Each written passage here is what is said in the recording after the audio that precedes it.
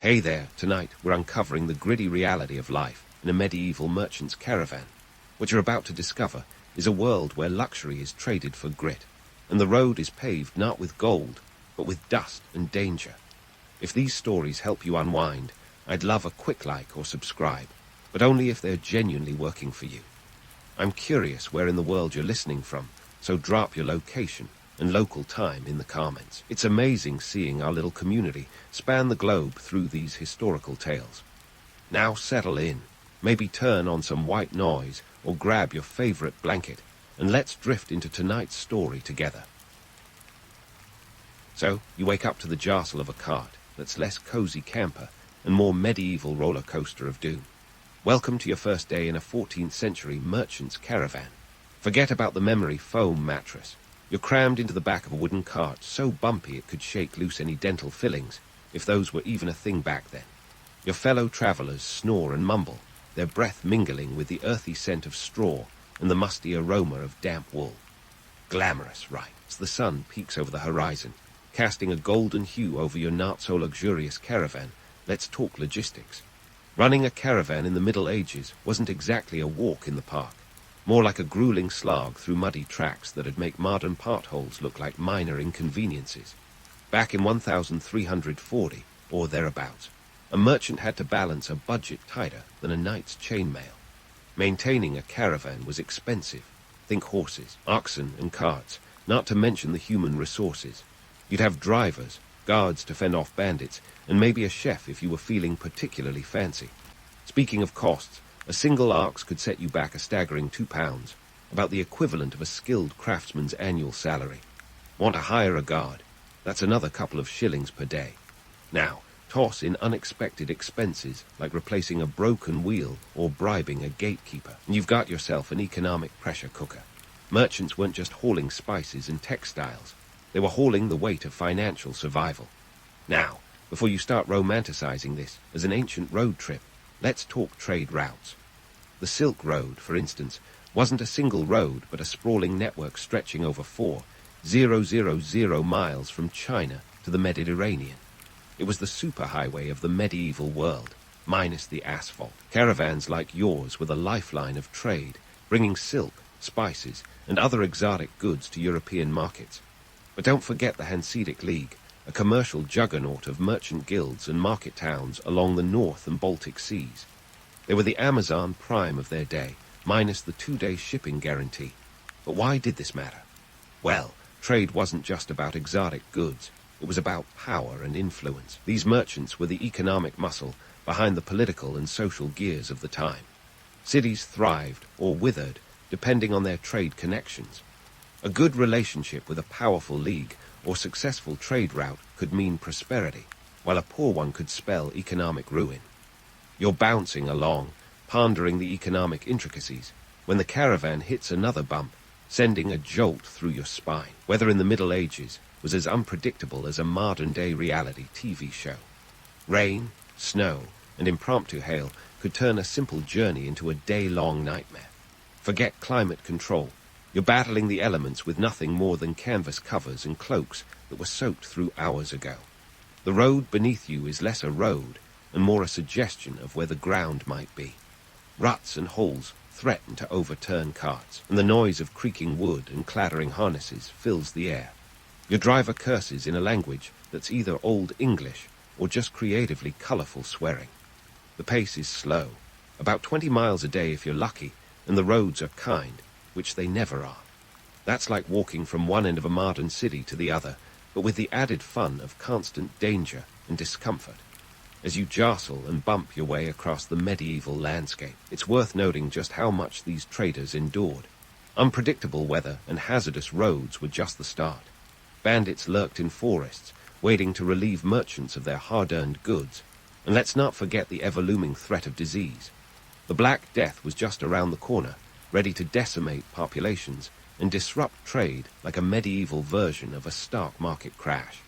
But hey, don't lose hope just yet. While the romantic notion of a merchant's life often glosses over the gritty details, there's something undeniably captivating about these caravans. They were the lifeblood of commerce, connecting distant worlds and cultures in a way that shaped the course of history. Every aching back and sleepless night was part of a larger narrative, a story of determination, resilience, and the relentless pursuit of opportunity. As the afternoon sun casts long shadows across the landscape, you start to appreciate the sheer scale of these endeavors. The Caravan is a microcosm of medieval society, a traveling community bound by necessity and ambition. It's a testament to human ingenuity, a reminder that even in an age without modern conveniences, people found ways to thrive and connect. So, as you brace yourself for another sleepless night in your medieval motel on wheels, take a moment to reflect. The journey is rough, the conditions harsh, but you're part of something bigger, a living, breathing history that's still rolling along, one bumpy mile at a time. Now that you're settling into the rhythm of the road, let's talk about what's really driving this caravan. Money. Spoiler alert, it's not the romantic spirit of adventure. We're talking cold, hard cash, or more accurately, coins. Imagine being a medieval merchant, and your livelihood depends on trading goods that make today's stock market look like child's play. Spices, textiles, and even humble salt were like gold dust back then, and they drove economies as fiercely as any modern Wall Street ticker. First up, spices. Ever wondered why medieval folks were so obsessed with them? It's not because they were trying to outdo each other in some medieval version of a cooking show. Nope, spices were literally the flavor of the month, every month. Take black pepper, a staple in your kitchen today. Back then, it was known as black gold, and was worth its weight, well, in gold. In 1393, a pound of ginger could cost as much as a sheep, and a pound of saffron was worth more than a horse. Forget about adding a sprinkle of nutmeg to your latte. Back then, it was more like a sprinkle of status symbol. Then we have textiles, wool, silk, and linen. Wool was the medieval equivalent of a blue-chip stock, especially for England. It was so valuable that it underpinned the entire English economy. Exports of wool brought in enormous revenue, and the quality of English wool was the envy of Europe. Silk, on the other hand, was the luxury item du jour. Only the wealthiest could afford it, and it had to be imported all the way from the East, adding layers of cost and risk to its procurement. Every thread was worth its weight in diplomatic leverage. However, turning these goods into profit wasn't as simple as listing them on a medieval eBay. Nope, merchants had to navigate tolls and tariffs that would make today's tax codes look like a breeze. Every city gate and bridge was an opportunity for local lords and petty officials to demand their cut. Imagine a toll road where every mile is a new fee. Cities like Paris and London were notorious for their tolls, with traders sometimes paying up to 10% of their cargo's value just to pass through. And let's not forget the haggling. If you thought bartering was just a fun activity, think again. It was a non-stop negotiation, and you had to be part merchant, part diplomat, and part poker player to get a good deal. But how did these merchants manage to haul their precious cargo over such long distances into the medieval version of a U-Haul, wheeled carts and trusty pack animals? It was all about maximizing load and minimizing risk. Oxen were the heavy-duty trucks of the day, capable of pulling loads over long distances, albeit at a snail's pace of 2 miles per hour. Horses were faster but couldn't carry as much, making them the sports cars of the medieval world, flashy but not as practical for heavy lifting. And then there were mules, the hybrid SUVs, reliable and versatile, perfect for those winding mountain paths. Navigating these logistical and financial hurdles was a constant exercise in problem solving. You had to be part mathematician, part fortune teller, calculating costs, predicting weather patterns, and estimating travel times. And all this while constantly asking yourself the medieval equivalent of "are we there yet?" An existential question, as old as time itself. These merchants were the unsung heroes of their day, blending business acumen with sheer grit. They had to juggle an ever-changing economic landscape, where a single bad storm or a sudden outbreak of disease could wipe out entire cargoes. Yet, despite it all, they pressed on, driven by the promise of profit and the allure of new markets. So, as the caravan lurches forward, you might take a moment to marvel at human ingenuity and stubbornness. The medieval marketplace was a cutthroat arena where only the shrewdest survived, and every transaction was a gamble with high stakes. It was a world where opportunity and peril walked hand in hand, and the only certainty was uncertainty. But isn't that what makes history so compelling? The eternal dance of risk and reward, played out on a stage that was as vast and varied as the world itself. With each passing mile, you're not just traveling through landscapes, you're traversing the economic backbone of a bygone era. And while the road is rough and the nights are cold, there's a certain magic in knowing you're part of a legacy that stretches back centuries. So, hang on tight, because this journey is far from over.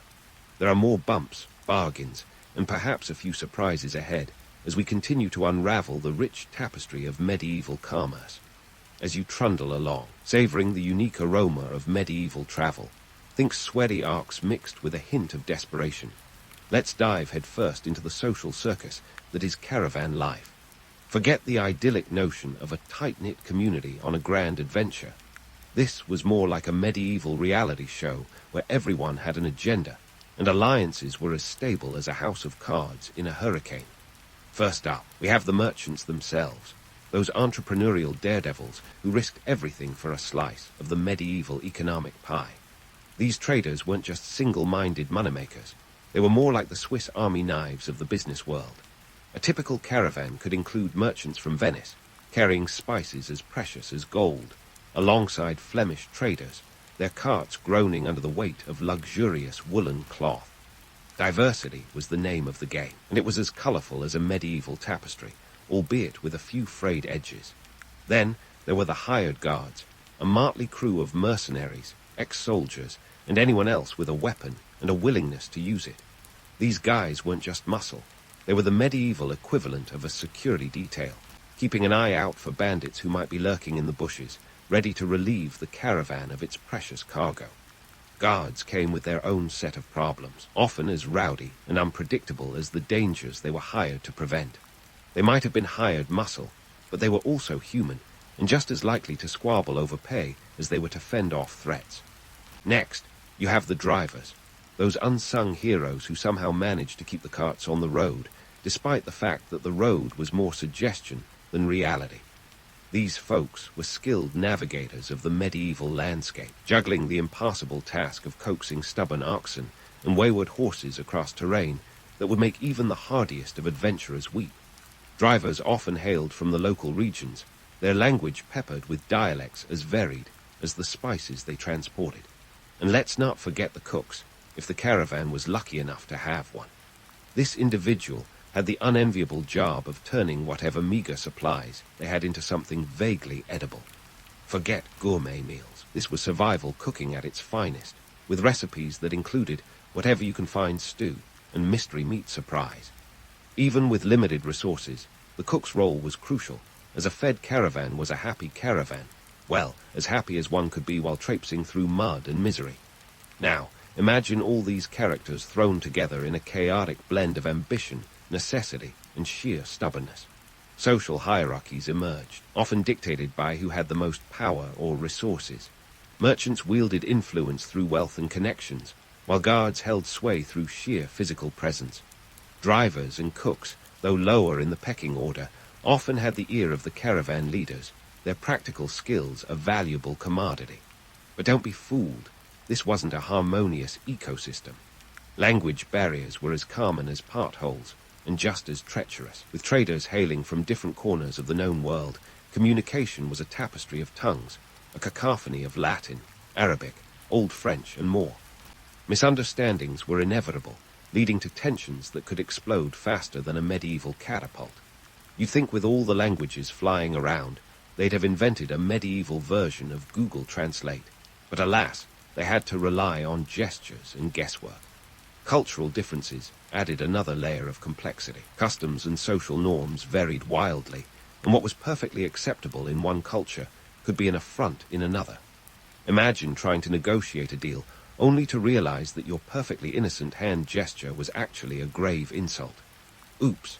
Yet despite these hurdles, the caravan had to function as a cohesive unit, bound by the shared goal of reaching their destination with goods and lives intact. And then there were the personal dynamics, a web of alliances and rivalries as intricate as the trade routes themselves. Friendships were formed, often out of sheer necessity, but they could be as fragile as the pottery some merchants traded. A single dispute over a lost cargo or a perceived slight could turn allies into adversaries faster than you can say medieval meltdown. Despite, or perhaps because of, these challenges, caravan life was a crucible for ingenuity and adaptability. It was a microcosm of the medieval world, where survival depended not just on brute strength or wealth, but on the ability to navigate a complex web of human interactions. Every member of the caravan had a role to play, and while the journey was fraught with peril, it was also a testament to the resilience of the human spirit. As the sun climbs higher in the sky, casting long shadows on the road ahead, you begin to see the caravan for what it truly is: a living, breathing organism, constantly adapting to the whims of fortune and fate. It's a world where the lines between friend and foe blur, where alliances are forged and broken with each passing mile. So, as you bounce along, dodging potholes and the occasional bandit, take a moment to appreciate the sheer audacity of it all. This was a world where nothing was guaranteed, where every step was a gamble and every mile a victory. And yet, despite the odds, these merchants and their motley crew pressed on, driven by the promise of profit and the unyielding allure of the unknown. Keep your wits about you, because as the day wears on, the real adventure is just beginning. There are more paths to tread, more secrets to uncover, and more stories to tell. The road might be rough, but the journey is far from over. So, hang tight and brace yourself for the next chapter in this epic saga of medieval commerce. The caravan rolls along, and as you brace yourself against yet another bone-rattling jolt, it's time to dive into the political maelstrom that medieval merchants had to navigate. Forget about a simple supply and demand equation. Trading in the Middle Ages was like playing chess with a board that's constantly shifting, and all the pieces are rigged to explode. First, let's talk about the local lords. These guys were the original gatekeepers, and not in the cool superhero way. They controlled the land, and any merchant passing through had to pay for the privilege. Think of it as a medieval toll booth, but instead of a polite wave and a ticket, you get a stern look and a demand for a pound of flesh, or more likely, a pound of silver. If you were unlucky enough to cross paths with a particularly greedy lord, you might find your profits evaporating faster than snow in July. Taxes weren't the only expense. Oh no, the political landscape was littered with protection fees that would make a mob boss blush. For a merchant, traveling without the protection of a local lord was akin to painting a target on your back. You pay for safe passage, but let's be real, it was more of a cross your fingers and hope kind of insurance. The lords promised to keep bandits at bay, but whether they'd actually follow through was anyone's guess. Enter the church, which had its own set of rules and fees. While you might think of religious institutions as bastions of morality, in medieval commerce, they were more like financial powerhouses. The church imposed tithes and taxes on trade, and crossing their land meant more tolls. In fact, the church owned large swaths of land, making it a formidable player in the economic game. If you wanted to transport your precious cargo across ecclesiastical territories, you'd better have some extra coins jingling in your purse. But it wasn't just about paying your way through. Political alliances could make or break your trade mission. If you were savvy enough to align yourself with the right lord or city-state, you could gain a competitive edge. Imagine being a merchant in Flanders and securing a trade agreement with powerful allies in the Hanseatic League. That's the medieval equivalent of getting a celebrity endorsement for your product. Your goods would fly off the carts. On the flip side, political conflicts could turn a profitable venture into a perilous gamble. Wars between rival lords or kingdoms could erupt at any moment, turning your trade route into a battlefield. One moment you're hauling wool and spices, the next you're caught in the crossfire of a feudal dispute over whose castle has the nicer moat. Talk about a hostile work environment. And then there were the guilds, those enigmatic organizations that were a merchant's best friend and worst enemy rolled into one. Guilds were like medieval trade unions, setting standards, regulating prices, and ensuring quality. Join a guild, and you had protection, credibility, and access to markets that would otherwise be closed to you. But membership came with a price, literally. There were fees to pay and strict rules to follow. Step out of line, and you could find yourself ostracized, your business in ruins. Guilds were also fiercely protective of their own, and they didn't take kindly to outsiders muscling in on their turf. If you thought modern business was cutthroat, try selling wool in a town where the local weavers' guild has declared a trade war on foreign merchants. It was like trying to sell hot dogs at a vegan festival, not impossible, but not exactly a walk in the park. Despite these challenges, guilds were a crucial part of the economic landscape. They provided stability in a world where markets could be as volatile as a medieval monarch's temper. They set the rules of the game, and if you played by them, you could thrive. But woe betide the merchant who tried to circumvent guild regulations. Such transgressions were met with swift and harsh repercussions. So, as you clatter along the road, contemplating the political quagmire that's medieval trade, you begin to see why merchants were more than just traders. They were diplomats, negotiators, and strategists. Each journey was a complex dance of alliances and adversaries, of negotiations and concessions. It was a high-stakes game where the odds were rarely in your favor, and every decision could be the difference between fortune and failure. Yet, despite the obstacles, there was an undeniable thrill to the game. The chance to outwit your rivals, to secure that lucrative deal, or find a new market. It was a siren call that few could resist. It was about more than just money. It was about power and influence, about carving out a place for yourself in a world where nothing was guaranteed. As the afternoon sun starts to dip toward the horizon, casting long shadows over the landscape, you realize that this caravan is more than just a collection of carts and goods. It's a microcosm of the medieval world, a world where trade was not just an economic activity, but a political and social one as well. It was a world where every merchant was a player in a grand, intricate game, bound by rules that were as flexible as they were unforgiving. And as you bounce along, dodging potholes and political pitfalls, you can't help but marvel at the tenacity of these medieval merchants. Against all odds, they persevered, driven by a relentless pursuit of opportunity and the promise of a better tomorrow. It's a testament to the enduring spirit of trade, a reminder that even in the harshest of landscapes, commerce finds a way to thrive. So hang tight, because the journey is far from over. There are more political intrigues to unravel, more alliances to forge, and more stories to tell as we continue to explore the fascinating world of medieval commerce. As the day fades to an indigo twilight, the caravan lumbers on, like an unwieldy beast refusing to rest. You can almost hear the collective sigh of relief from the weary travelers, eager to set up camp and escape the confines of their creaking carts. And as you gaze at the horizon, it's time to peel back the layers of myth and reality that shroud the life of a medieval merchant. Let's face it, medieval merchants are often romanticized as daring adventurers, boldly traversing exotic lands. Their lives a tapestry of colorful cultures and thrilling escapades. Cue the dramatic music and sweeping landscapes. But the truth, it's a bit less Indiana Jones and a lot more Survivor, 14th century edition. The reality was a gritty cocktail of harsh economics and relentless survival, with a dash of peril thrown in for good measure. First off, forget the notion that every merchant was a swashbuckling hero. Many were simply trying to make ends meet, their adventures less about exploration and more about putting bread on the table, or more accurately, gruel. Picture this. You're a medieval trader from Venice, and your exotic journey involves endless hours of haggling over spices, hoping your precious cargo of saffron isn't confiscated by a marauding band of brigands. Not exactly the stuff of legend, is it? And those exotic lands, sure, they were fascinating, but also fraught with danger and disease. The Black Death. It was like playing a game of Where in the World is Carmen Sandiego, but with far higher stakes, where the wrong turn could lead you straight into an outbreak. And let's not forget the language barriers, which were less charming cultural exchange, a more confusing game of charades. After all, not everyone spoke the medieval version of Esperanto, unless you count frantic gesturing and raised eyebrows. Now, let's talk money, because at the end of the day, that's what really drove these merchants. Forget the romantic notion of a wanderlust-driven journey. This was about making a profit in a world where economic calculations could mean the difference between feast and famine. Every step of the journey was an exercise in cost-benefit analysis.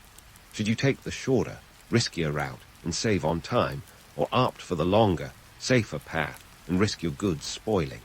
When your livelihood hangs in the balance, these choices were as nerve-wracking as a medieval joust. But it wasn't all doom and gloom. There was an undeniable allure to the life of a merchant, a siren call that lured many into this web of trade and travel. The chance to see distant lands, to engage with diverse cultures, to experience the thrill of a successful negotiation. It was a heady mix that hooked many a merchant. And for those who played their cards right, the rewards could be immense. Imagine returning to your hometown, your cart laden with exotic spices and textiles, your pockets jingling with coins. You'd be the medieval equivalent of a rock star, minus the screaming fans, unless you count the local guildsmen, eager to hear tales of your exploits. Yet, while the allure was real, so too were the hardships. Endless days on the road, battling the elements, dodging bandits, and navigating the Byzantine complexities of medieval trade regulations. It was a tough gig. These very hardships forged the backbone of what would become modern global commerce. The caravans, with their hodgepodge of goods and cultures, were the precursors to today's interconnected world, laying down the trade routes that would eventually morph into the arteries of modern economy. Here's the kicker. These medieval merchants, with their stubborn tenacity and strategic savvy, were the unsung architects of globalization. They didn't just haul goods. They hauled ideas, technologies, and cultures across continents, shaping the world in ways they could never have imagined. Their legacy, a world where trade connects us all, where the spice routes and silk roads of old have evolved into the global supply chains of today. So, as you sit by the campfire, the stars a glittering canopy overhead, take a moment to reflect on the incredible tapestry of history. The caravans may have vanished, their wooden wheels replaced by cargo planes and container ships, but their spirit lingers on. They were the pioneers of commerce, the daring few who ventured into the unknown and paved the way for a world that is forever in motion. And there you have it, a journey that's as much about the human spirit as it is about trade. A reminder that beneath the grime and grit, there's a story of perseverance, of a relentless pursuit of opportunity, and of the enduring power of connection. So, here's to the merchants of old, the unsung heroes who braved the bumpy roads and burdensome tariffs, leaving a legacy that endures far beyond the dust of their journey. As you drift off to sleep, carry with you the echoes of their footsteps, a testament to the indomitable spirit of trade and the timeless dance of human endeavor. So you're waking up in a medieval monastery, and let me tell you, it's not the kind of wake-up call you'd expect. Forget about your phone alarm.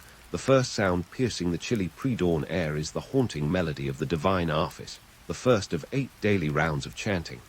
Yeah, you heard that right. 8. No snooze button here.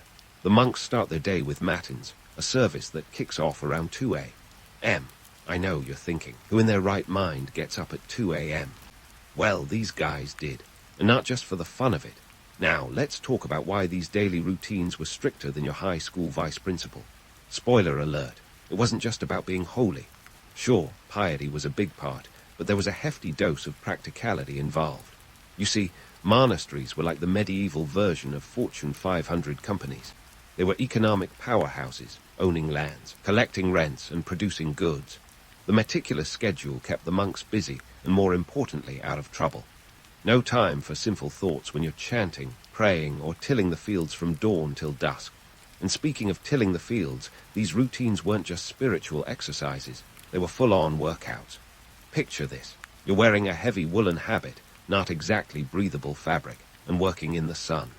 Meanwhile, the abbot's keeping an eagle eye on you to ensure you're not slacking off. Why? Because every monk was a cog in the machine of the monastery's economic engine.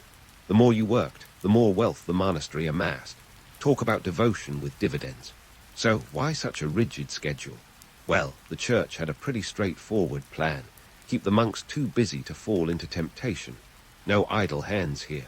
And let's be honest, in a world where temptation was as close as the nearest alehouse, this routine was as much about discipline as it was about devotion. And here's the kicker. These routines weren't just arbitrary. They were codified in texts like the Rule of St. Benedict, which laid out the nitty-gritty of monastic life. Benedict was the kind of guy who knew how to keep a group in line. His rule, written around 516 AD, included everything from prayer schedules to how much wine a monk could drink. Spoiler, it was a moderate amount, because even in medieval times, moderation was key. But let's not romanticize this too much. Sure, the image of a monk chanting by candlelight is Instagram-worthy, but the reality was harsher. These guys were up against cold stone walls, drafty quarters, and often a monotonous diet. The daily grind was as relentless as it was pious. Now, why would anyone choose this life? Well, some were true believers, others, the second or third sons of nobility with no estate to inherit. Joining a monastery was a ticket to education, stability, and, believe it or not, a certain level of prestige. Records from Cluny Abbey, one of the most influential monasteries in medieval Europe, show that they received significant donations from wealthy patrons. That's right, this wasn't just a spiritual journey, it was a social upgrade. Daily life was a balancing act of prayer, work, and study. The divine office was the centerpiece of this routine, an unending cycle of services that framed the monks' day and night. The offices were beautifully orchestrated affairs, and they were chanted in Latin, the language of the church. Sure, it might have sounded like a heavenly choir, but it was also a linguistic workout. This wasn't just about spiritual fulfillment. It was about mastery of a language few outside the church were fluent in. Here's a fun fact. The average monk spent about 6 hours a day in these services. That's longer than your binge-watching sessions. And yet, for all their devotion, the monks were no strangers to the occasional slip-up. Manuscripts from the time reveal complaints about dozing off during prayers. The rigorous schedule was a test of endurance, and not everyone passed with flying colors. Now, let's peel back the layers of this monastic onion a bit more. Monasteries were self-sufficient ecosystems. They had their own farms, breweries, and workshops. The monks were farmers, craftsmen, and scholars all rolled into one. This wasn't just a religious duty. It was a lifestyle that required a dizzying array of skills. So, when you think of monks, don't just picture them praying. Picture them brewing beer, copying manuscripts, and tending to livestock. It was a full-time gig with no days off. And speaking of no days off, let's bust a myth. The idea that monastic life was a peaceful retreat from the world. Not quite the case. Sure, they were removed from worldly distractions, but the demands of monastic life were anything but restful. The discipline was unyielding, and the expectations were high. This was no vacation. It was a lifelong commitment. So next time you're tempted to hit snooze, think of those medieval monks dragging themselves out of bed at 2 a.m. to start their day with a chant. Their lives were a testament to discipline and devotion, with a side of economic savvy. They may have been cloistered away from the world, but they were very much a part of its fabric, weaving their own unique threads into the tapestry of history. Now, let's switch gears and dive into the world of monastic dining. Spoiler, it's not the medieval version of Master Chef. Sure, the monks were whipping up meals, but they were more about sustenance than style. Picture a culinary landscape dictated by both divine decree and the whims of medieval agriculture. It was a world where fish was the star of the show, and fasting was an art form. Ah, fasting. To a monk, fasting wasn't just skipping meals to fit into last year's robe. It was a spiritual discipline with a capital D. The rule of St. Benedict laid down the law on this front, too. And trust me, it was less about cleanse your body, cleanse your soul, and more about endure hunger, embrace humility. The infamous black fasts took this to the extreme. During these, monks would abstain from food entirely until evening. That's right, their stomachs would rumble louder than their chants. But hey, who needs breakfast when you've got divine grace, right? Now, you might wonder how everyone wasn't just keeling over from hunger. Well, the monks had a workaround. Enter the fish-heavy Fridays. Fish, the medieval loophole in fasting laws. The idea was that fish, being aquatic, wasn't technically meat. It was a bit of theological gymnastics that let monks keep their protein intake up without breaking the fasting rules. If you think this sounds more like a fishy tale than a religious practice, you're not alone. Economically, this reliance on fish had its perks.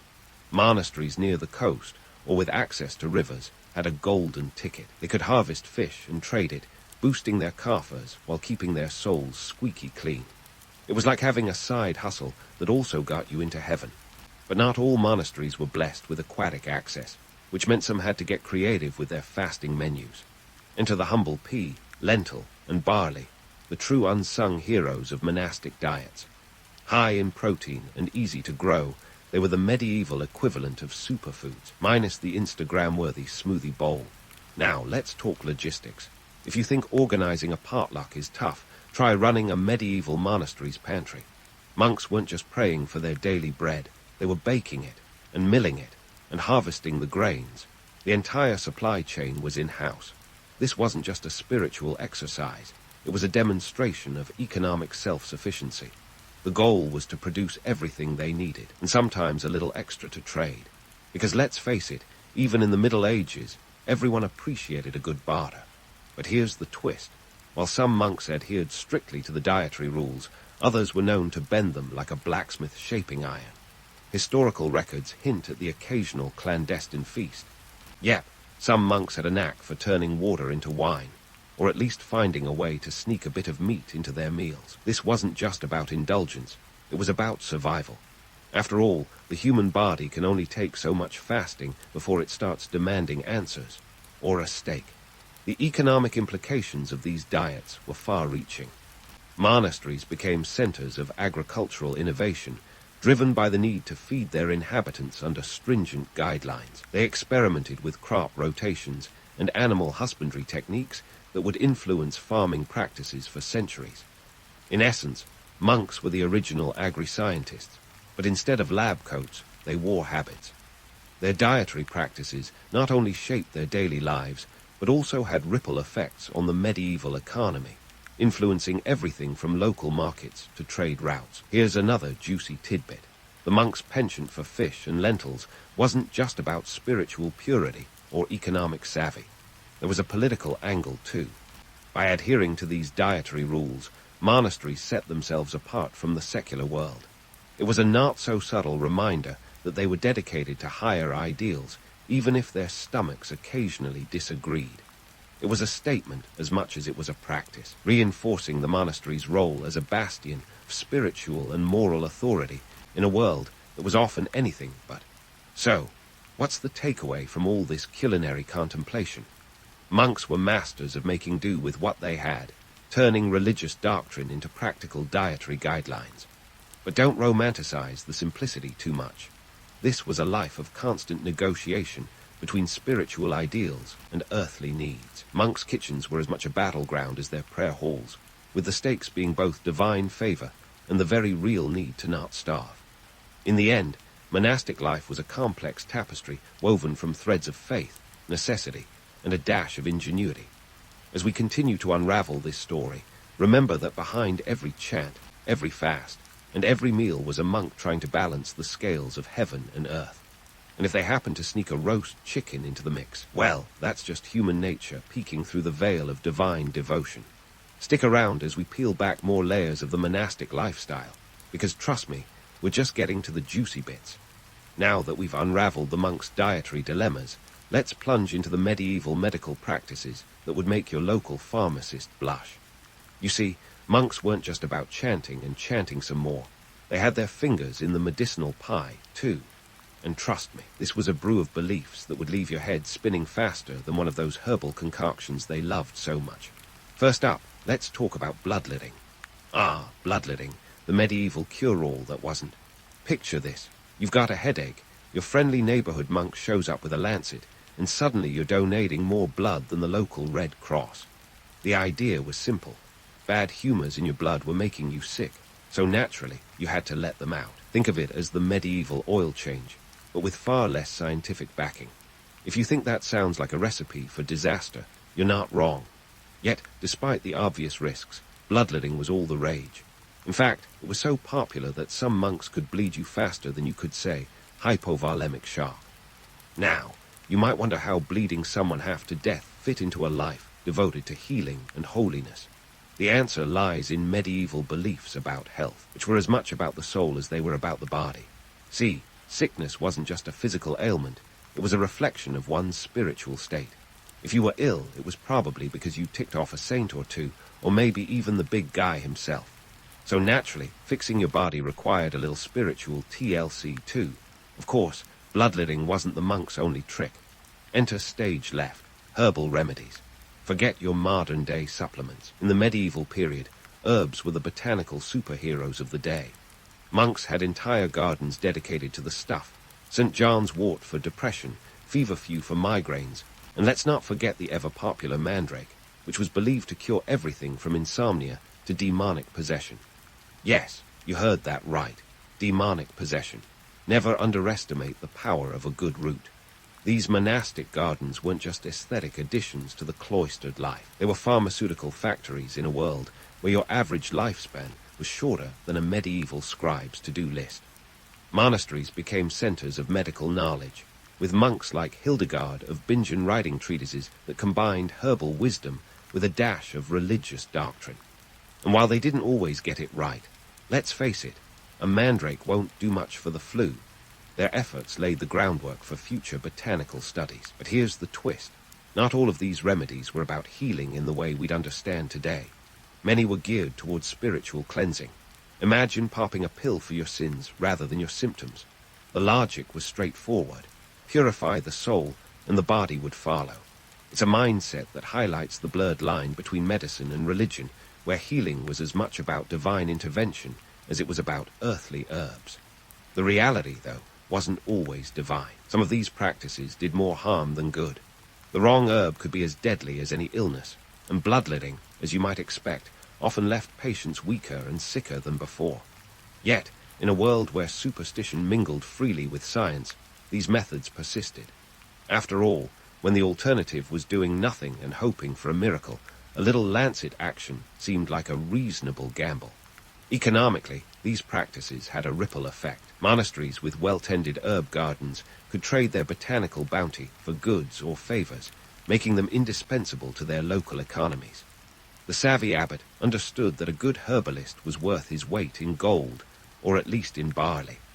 This wasn't just about curing the sick. It was about cementing the monastery's role as a community cornerstone. A healthy populace meant a prosperous one, and a prosperous one meant more donations, more land, and more influence. It was a divine cycle of supply and demand. So, what's the takeaway from this medicinal mishmash? It's a tale of trial and error, faith and folly, where the quest for health intertwined with the quest for holiness. The monks saw themselves as stewards of both body and soul, using what tools they had, however primitive, to heal the sick and bolster the faith.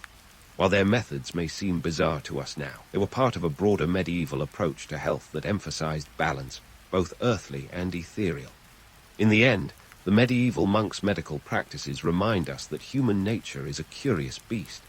Even in the cloistered halls of a monastery, the drive to heal, to understand, and yes, to profit, was as potent then as it is today. So, next time you're reaching for an aspirin, spare a thought for those monks, lancet in hand, herbs at the ready, navigating the murky waters of medieval medicine with a prayer and a steady hand. As we continue to explore their lives, remember, the line between faith and science is as thin as a monk's patience during Lent. Stay tuned as we delve deeper into the miraculous and the mundane of monastic life. And speaking of patience, let's talk about the medieval monk's penchant for penance. Ah yes, self-mortification, the practice of turning one's life into a never-ending episode of medieval monastic survivor. You might think of monks as the original influencers, but instead of counting followers, they were counting lashes. Welcome to the world where hair shirts and sleep deprivation weren't just lifestyle choices, they were badges of honor. Now, let's get one thing straight. The medieval monk's closet wasn't exactly a walk-in full of fashion statements. Let's talk hair shirts. These weren't some cool new athleisure trend. They were itchy, scratchy garments made from coarse animal hair. Think of them as the medieval version of self-imposed discomfort, designed to keep the wearer in a constant state of irritation. Why? Because enduring physical pain was seen as a path to spiritual gain. It's like signing up for a lifetime of wearing wool in July. But don't be so quick to romanticize this. The idea wasn't just to feel closer to God. It was a social game of who could out-penance whom. You see, in some monastic communities, the more extreme your self-mortification, the higher your status. Picture a monk rolling into the chapel wearing a hair shirt with the swagger of someone who just bought the latest iPhone. It was all about proving your spiritual mettle in a rather itchy way. If you think that's outrageous, wait till you hear about sleep deprivation. It's not just for college students cramming for exams. Medieval monks turned it into a high art form. The Rule of St. Benedict, that monastic manual we've been buddying up to, laid down the law. Sleep was a luxury, not a right. Matins at 2 a.m., lauds at dawn, and a schedule that made sure you never got too cozy with your pillow. The goal, to keep the body on edge and the soul ever vigilant. Because God forbid you should get too comfortable. But here's the kicker. This wasn't just about spiritual enlightenment. These practices often served a more mundane purpose. By keeping monks perpetually tired, the monastic hierarchy maintained control. A sleep-deprived monk was far less likely to challenge authority or stray into temptation. It's a bit like the world's first corporate strategy meeting. keep everyone too exhausted to start a coup. Now, let's bust a few myths. While the image of a monk in rags, eyes hollow from lack of sleep, might seem noble, the reality was often less picturesque. Not every monk was a willing participant in this ascetic arms race. Anecdotal evidence suggests that some monks resented the extreme practices, seeing them as more about showmanship than sanctity. Records from the Abbey of Cluny, one of the medieval powerhouses, hint at internal conflicts where some monks opted for moderation over masochism. Yes, even in the Middle Ages, you had your rebels, and they weren't all wearing leather jackets. The economic implications of these practices were far from negligible. Monasteries that gained reputations for extreme piety attracted donations from wealthy patrons eager to secure their own spiritual brownie points. Imagine a medieval GoFundMe, where your donation didn't just get you a thank you email, but perhaps a spot in heaven. The more extreme the penance, the more divine the perceived benefit. It was a win-win. Monks got their funding, and patrons got their place in the celestial VIP lounge. But let's not ignore the political angle. The Church, ever the savvy player, understood that monastic practices like these boosted its moral authority. By showcasing monks who lived lives of self-denial, the Church presented itself as a bastion of spiritual integrity in a world rife with corruption. It was a not-so-subtle reminder of the Church's role as the moral compass for medieval society, even if the needle occasionally pointed towards the absurd. Yet, the harsh reality was that these practices often took a toll. Monks who pushed their bodies to the brink sometimes found their health and their faith wavering. It was a delicate balance between devotion and destruction. Some monks, like those chronicled by Abbot Bernard of Clairvaux, actually had to be reined in from their zealous practices because they were literally working themselves into an early grave. Talk about dedication. So, what's the takeaway from this tapestry of trials? It's a story of extremes, where spiritual and social aspirations collided in a cacophony of discomfort. The monks' lives were a relentless pursuit of holiness, with a side of social climbing. While the romantic image of the self-denying monk has its appeal, the reality was often a mix of genuine devotion and a bit of medieval one-upmanship. In the end, these ascetic rituals remind us that history is a complex web of motivations, both noble and not so noble. The monks' lives were a testament to the human capacity for both devotion and desire, where the line between heaven and earth was as blurred as a monk's vision after a sleepless night. As we continue to peel back the layers of their world, remember, behind every hair shirt and sleepless vigil was a monk striving to balance the scales of spiritual ambition and earthly reality. Stick around as we delve deeper into the ascetic and the audacious, because trust me, there's more to uncover in the monastic chronicles. And so, here we are, with a monk in a hair shirt, stumbling through the haze of a sleepless night, and you might be wondering, what was the point of all this? Well, let's pull back the curtain on this medieval melodrama. These rituals, bizarre as they seem to us now, were the backbone of monastic life, shaping not just the individual monk, but the very fabric of medieval society itself.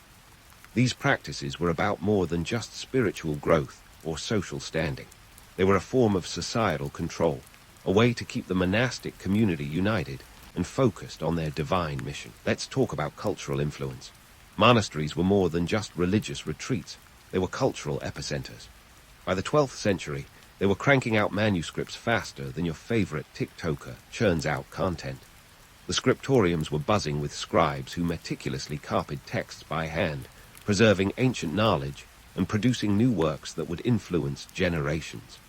It was like the original printing press, minus the machinery. And get this, they were responsible for about 90% of the books produced in medieval Europe. That's a number that'll make you appreciate your Kindle a little more. These books weren't just theological treatises, either. Monastic libraries housed everything from scientific texts to classical literature, making them the medieval equivalent of a liberal arts education. The monks were the guardians of knowledge, ensuring that even as Europe lurched through the so-called Dark Ages, the light of learning never completely flickered out. So, the next time you pick up a book, give a nod to those monks who spent countless hours hunched over a desk, quill in hand, eyes straining in the candlelight. But let's not get too cozy with this romantic image of Monkaz Scala. There's a darker side to this story. The Church, with its finger on the pulse of monastic life, understood the power of knowledge. By controlling the flow of information, they maintained a stranglehold on intellectual authority. It's like the world's first media monopoly, except instead of cable news, you had illuminated manuscripts. The church wielded this power with a savvy that would make any modern spin doctor proud. Now, let's tackle the myth of the idyllic monastic community. Sure, these monks lived in what seemed like a utopian society, but it wasn't all peace and tranquility. In reality, monastic life was a pressure cooker of human ambition and frailty. Internal politics were as cutthroat as any medieval court. Abbots wielded power like medieval CEOs, and promotions could be as much about political maneuvering as piety. Monastic records reveal disputes that ranged from the petty, who got the best candle for reading, to the profound, accusations of heresy. Because even in a world devoted to divine ideals, human nature found a way to stir the pot. Economically, these monastic powerhouses were no slouches. By the 13th century, monasteries controlled vast swaths of land, making them major players in the medieval economy. They were the landlords of the era, leasing land to peasants who worked it in exchange for a cut of the produce. It was a system that kept the monastery's coffers full and its influence far-reaching. Picture it as the medieval version of a real estate empire, except instead of skyscrapers, you had fields of barley and groves of olive trees. This economic clout gave monasteries a surprising amount of political sway. They were often able to influence local lords and even kings, acting as power brokers in the feudal chess game. Their ability to intercede with divine favor or withhold it was a tool that could make or break political careers. In some ways, monks were the original lobbyists, though their robes were a bit more modest than a three-piece suit. Yet, for all this influence, the monk's world was one of surprising adaptability. Despite, or perhaps because of, their strict adherence to routine, they were able to navigate the shifting sands of medieval Europe with a resilience that would put a cat to shame. When faced with external pressures, such as Viking raids or ecclesiastical reforms, they adapted, often emerging stronger and more influential. It's a testament to their tenacity that they managed to survive, and even thrive, in a world where the only constant was change. Let's not forget the legacy of their rituals. These practices left an indelible mark on the cultural and religious landscapes of Western civilization. The monastic emphasis on prayer and work, ora et labora, became a guiding principle that influenced not just religious orders, but also secular life. The idea of a disciplined, structured approach to daily life seeped into the broader society, laying the groundwork for the work ethics that would later define Western culture. And in a twist that would make any historian chuckle, the very practices that once defined monastic life have found new life in our modern world. From mindfulness retreats to minimalist living, the echoes of monastic discipline can be seen in today's self-help trends. The notion that simplicity and focus can lead to a more fulfilled life is a monastic idea that's been repackaged for the 21st century. It's like the monks were the original life coaches, albeit with a bit more chanting and a lot less Instagram. As we wrap up this monastic journey, let's acknowledge the enduring appeal of these communities. Despite their seemingly odd ways, they have left a legacy of resilience, discipline, and adaptability. The monks, with their strange rituals and austere lifestyles, remind us that human nature is a curious mix of the sacred and the profane, the divine and the mundane. They were men of their time, navigating the complexities of their world with a blend of faith, cunning, and a touch of human folly. Their story is a testament to the power of belief, not just in the divine, but in the ability of the human spirit to endure and evolve. So, the next time you're tempted to hit snooze or skip a meal for a diet fad, think of those medieval monks who rose at ungodly hours and fasted with a fervor that would make any modern dietitian cringe. Their lives were a complex tapestry of devotion and duty, woven with threads of faith and human frailty. And though their world may seem distant, their legacy continues to shape our own, a reminder that history is not just a series of events, but a story of people striving to find meaning in a world that's always changing. The sound of a rooster crowing shatters your dreams of a lazy morning. Welcome to Imperial China, where the only thing snooze buttons are good for is a slap from reality. You're in a world where the sun dictates your wake-up call, and no, it doesn't care if you're not a morning person. Roosters are the OG alarm clocks, and they have no chill. As you blearily rub your eyes and crawl out of bed, you'll quickly realize that life here isn't just a different time zone, it's a different universe. The year might be 1700 something, but you've got a social hierarchy so rigid it'd make a corporate ladder look like a playground slide. Confucian principles are the law of the land, and they're not about to let you forget it. Your morning routine is less a matter of personal preference and more a public demonstration of your place in the world. First off, let's talk attire. Forget your favorite sweatpants. Those aren't going to cut it in a society where every fold of fabric is a statement about your status. You're darning a changshan, a long robe that tells the world exactly who you are, or rather, who you aren't. The color, the material, the embroidery, it's all a code as intricate as a 5000-piece jigsaw puzzle. Only the elite get to flaunt silk, while the rest settle for cotton, hoping no one notices last season's patterns. As you stumble out of your chamber, still half asleep, it's time for the morning greetings. But don't even think about a casual hey or a half-hearted wave. Oh no, every nod, every bow, every word is a performance rehearsed over generations.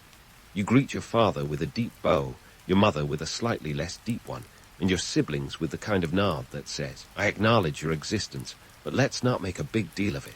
It's a family affair with the tension of a boardroom meeting.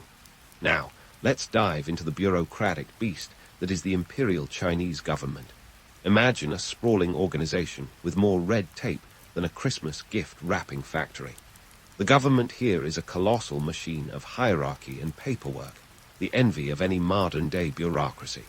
And at the center of it all, the civil service exam, a test so infamously grueling that it's practically the medieval version of the Hunger Games, minus the cool outfits and the TV ratings. This exam isn't your run-of-the-mill, multiple-choice affair. No, we're talking about a multi-day marathon of mental endurance. Picture this. You're locked in a room, the size of a broom closet, for days on end with nothing but ink, paper, and the looming shadow of failure. You're writing essays on Confucian classics, dissecting ancient texts with the precision of a surgeon and the creativity of a poet. And the stakes, only your entire future. Pass, and you're on the fast track to power and prestige. Fail, and it's back to the rice paddies for you. And while it might sound like a nightmare, there's a twisted appeal to it all. The romantic notion is that it's a meritocratic dreamland where anyone, regardless of birth, can rise through sheer intellect and hard work. But let's not kid ourselves. In reality, the exam is a gatekeeper, a mechanism designed to maintain the status quo while giving the illusion of opportunity. It's the carrot dangling in front of 1,000 hopefuls, but only a select few ever get a bite. So as you navigate your morning in this world of strict etiquette and sky-high expectations, remember that every action, every word, every decision is a reflection of your place in the grand tapestry of Imperial China. And as the rooster crows once more, you might just find yourself longing for the sweet simplicity of a 21st century morning, complete with its digital alarms and casual chaos. And now, as the rooster's crow fades into the background and you shuffle your way to the breakfast table, it's time to confront the culinary reality of Imperial China. Spoiler alert, you won't find a single avocado toast in sight. Instead, you're greeted by a humble bowl of millet porridge, the kind of breakfast that screams nutritional necessity rather than Instagrammable delight. Let's face it, millet isn't exactly the hype grain of the century. But in a world where the average life expectancy hovers around 35 years, and daily caloric intake is more about survival than satisfaction, millet is your best friend. Rich in protein and gluten-free, it's the unsung hero of ancient carbs. And while it may lack the pizzazz of a modern-day breakfast burrito, it's been fueling the Chinese workforce for centuries. Now, let's talk tea. Because if there's one beverage that's defined a civilization, it's the good old Camellia sinensis. Forget your single-origin coffee beans. Tea in Imperial China is both a social staple and an economic powerhouse. By the 17th century, China was exporting hundreds of thousands of pounds of tea annually, trade so lucrative it sparked wars and shaped empires. And here you are, sipping it in its purest form without a single drop of milk or sugar. But breakfast isn't just about filling your belly. It's a window into the agricultural economy that sustains the empire. Rice, the quintessential staple, isn't just a food. It's a currency, a status symbol, and a political tool. By the late Ming dynasty, rice cultivation was an intricate dance of irrigation, labor, and luck, with floods and droughts as the unpredictable partners. With 90% of the population living in rural areas, farming wasn't just a job. It was a lifestyle, and one that could make or break dynasties. Let's not forget the Grand Canal. Think of it as the ancient equivalent of a 6-lane highway, only wetter and with fewer traffic jams. This engineering marvel stretched over 100 miles, connecting the rich rice paddies of the south to the bustling markets of the north. Constructed over centuries, it's a testament to human perseverance, ingenuity, and a lot of elbow grease. The canal's completion in the 7th century revolutionized trade, allowing goods to flow more freely than ever before. Suddenly, rice wasn't just dinner. It was an empire-wide commodity, feeding cities and lining coffers. As you sip your tea and nibble your porridge, it's impossible to ignore the cultural superhighway that is the Silk Road. This isn't your run-of-the-mill trade route. It's the 18-lane autobahn of ancient commerce, spanning over 4,000 miles and connecting China with the far reaches of Europe. By the time you're finishing breakfast, you're already standing at the crossroads of cultures, where silk wasn't just fabric, but a symbol of wealth and prestige. The Silk Road was a melting pot of ideas, technology, and goods, bringing everything from Persian rugs to Roman glassware to your doorstep. While it's easy to romanticize the Silk Road as a caravan of camels laden with treasure, the reality was far grittier. Bandits, sandstorms, and political unrest were constant threats, turning every journey into a gamble. But for those who dared, the potential rewards were as vast as the deserts they crossed. By the 15th century, Marco Polo's tales of the East had sparked a European fascination with China, a land of mythical wealth and exotic wonders, or so the legend goes. As you finish your modest breakfast, it's clear that Imperial China is a land of contrasts. It's a world where the humble millet porridge sits alongside luxurious silk, where the simplicity of a cup of tea masks an industry worth millions. It's a society built on the backs of farmers, yet driven by the ambitions of merchants and scholars. Each bite and sip is a reminder of the intricate tapestry of trade, agriculture, and culture that sustains this empire. And while the romantic notion of a harmonious, tea-sipping society might be tempting, the truth is far more complex. Every grain of rice and every thread of silk tells a story of power, struggle, and survival. As you set down your empty bowl, you're left with the sense that you've only just begun to peel back the layers of this fascinating world, a place where every meal is a history lesson, every trade route a lifeline, and every day an adventure in the making. Stay tuned, because the journey through Imperial China is just getting started. With breakfast behind you and the city of Imperial China beckoning, it's time to delve into the vibrant chaos of the local market. Your morning adventure continues as you step into a world where commerce meets theater, and every transaction is a performance worthy of an Oscar. But don't be fooled by the allure of bustling street life. It's a scene as gritty as it is glamorous. As you make your way through the labyrinth of stalls, you're immediately engulfed by a cacophony of sounds. The clinking of coins, the haggling of prices, and the shouts of vendors vying for your attention. It's a symphony of commerce, where the conductor is conspicuously absent, and every note is played with the urgency of survival. Here, the market isn't just a place to buy and sell. It's the beating heart of the local economy, a microcosm of the wider world. Let's dive into the currency system, shall we? Forget credit cards and digital wallets. You're dealing with cold, hard cash, or rather, lumps of metal. The currency in Imperial China is as varied as the goods on display. Copper coins, known as cash, are the bread and butter of daily transactions. These little round pieces with square holes in the center, because who doesn't love a little feng shui with their finances, are strung together like beads to form larger units called strings. 100 coins to a string, and you've got yourself a wallet's worth of clinking chaos. Now, if you're feeling particularly wealthy, you might dabble in silver, the currency of choice for the big leagues. Silver ingots, known as syces, are the bullion of the day, used for larger purchases and tax payments. They're shaped like tiny boats, a nod to the maritime trade routes that brought them into circulation. But here's the kicker. The value of these silver slivers isn't fixed. It's a fluctuating mess, dictated by weight and purity, making every transaction a mini-algebra exam for your wallet. Speaking of algebra, Let's tackle the myth of the bustling market as a bastion of free trade. While it's easy to romanticize the idea of merchants as adventurous entrepreneurs, the reality is as complex as the ancient script carved into the coins. Merchants in Imperial China occupy a peculiar position, revered for their role in connecting producers with consumers, yet reviled for their perceived greed. It's a love-hate relationship where admiration and disdain dance a delicate waltz. Merchants were often seen as necessary evils, the conduits of commerce who dared to profit from the labor of others. Confucian ideology didn't exactly roll out the red carpet for these middlemen, viewing them as disruptors of social harmony. But let's not pretend they weren't crucial to the empire's survival. From silk to spices, salt to ceramics, these traders moved goods across vast distances, bridging the gap between rural producers and urban consumers. The market is also a stage for the art of haggling, a dance as ancient as the Great Wall itself. Here, the price tag is more of a suggestion than a rule, and every purchase is a battle of wits. You might start with a vendor demanding an arm and a leg for a bolt of silk, but with a bit of charm, a poker face, and a strategic walkaway, you could whittle it down to just a finger or two. Haggling isn't just about getting a bargain. It's a social ritual, a way to assert your status, and savvy in a world where every copper coin counts. But don't let the spectacle distract you from the pickpockets lurking in the shadows.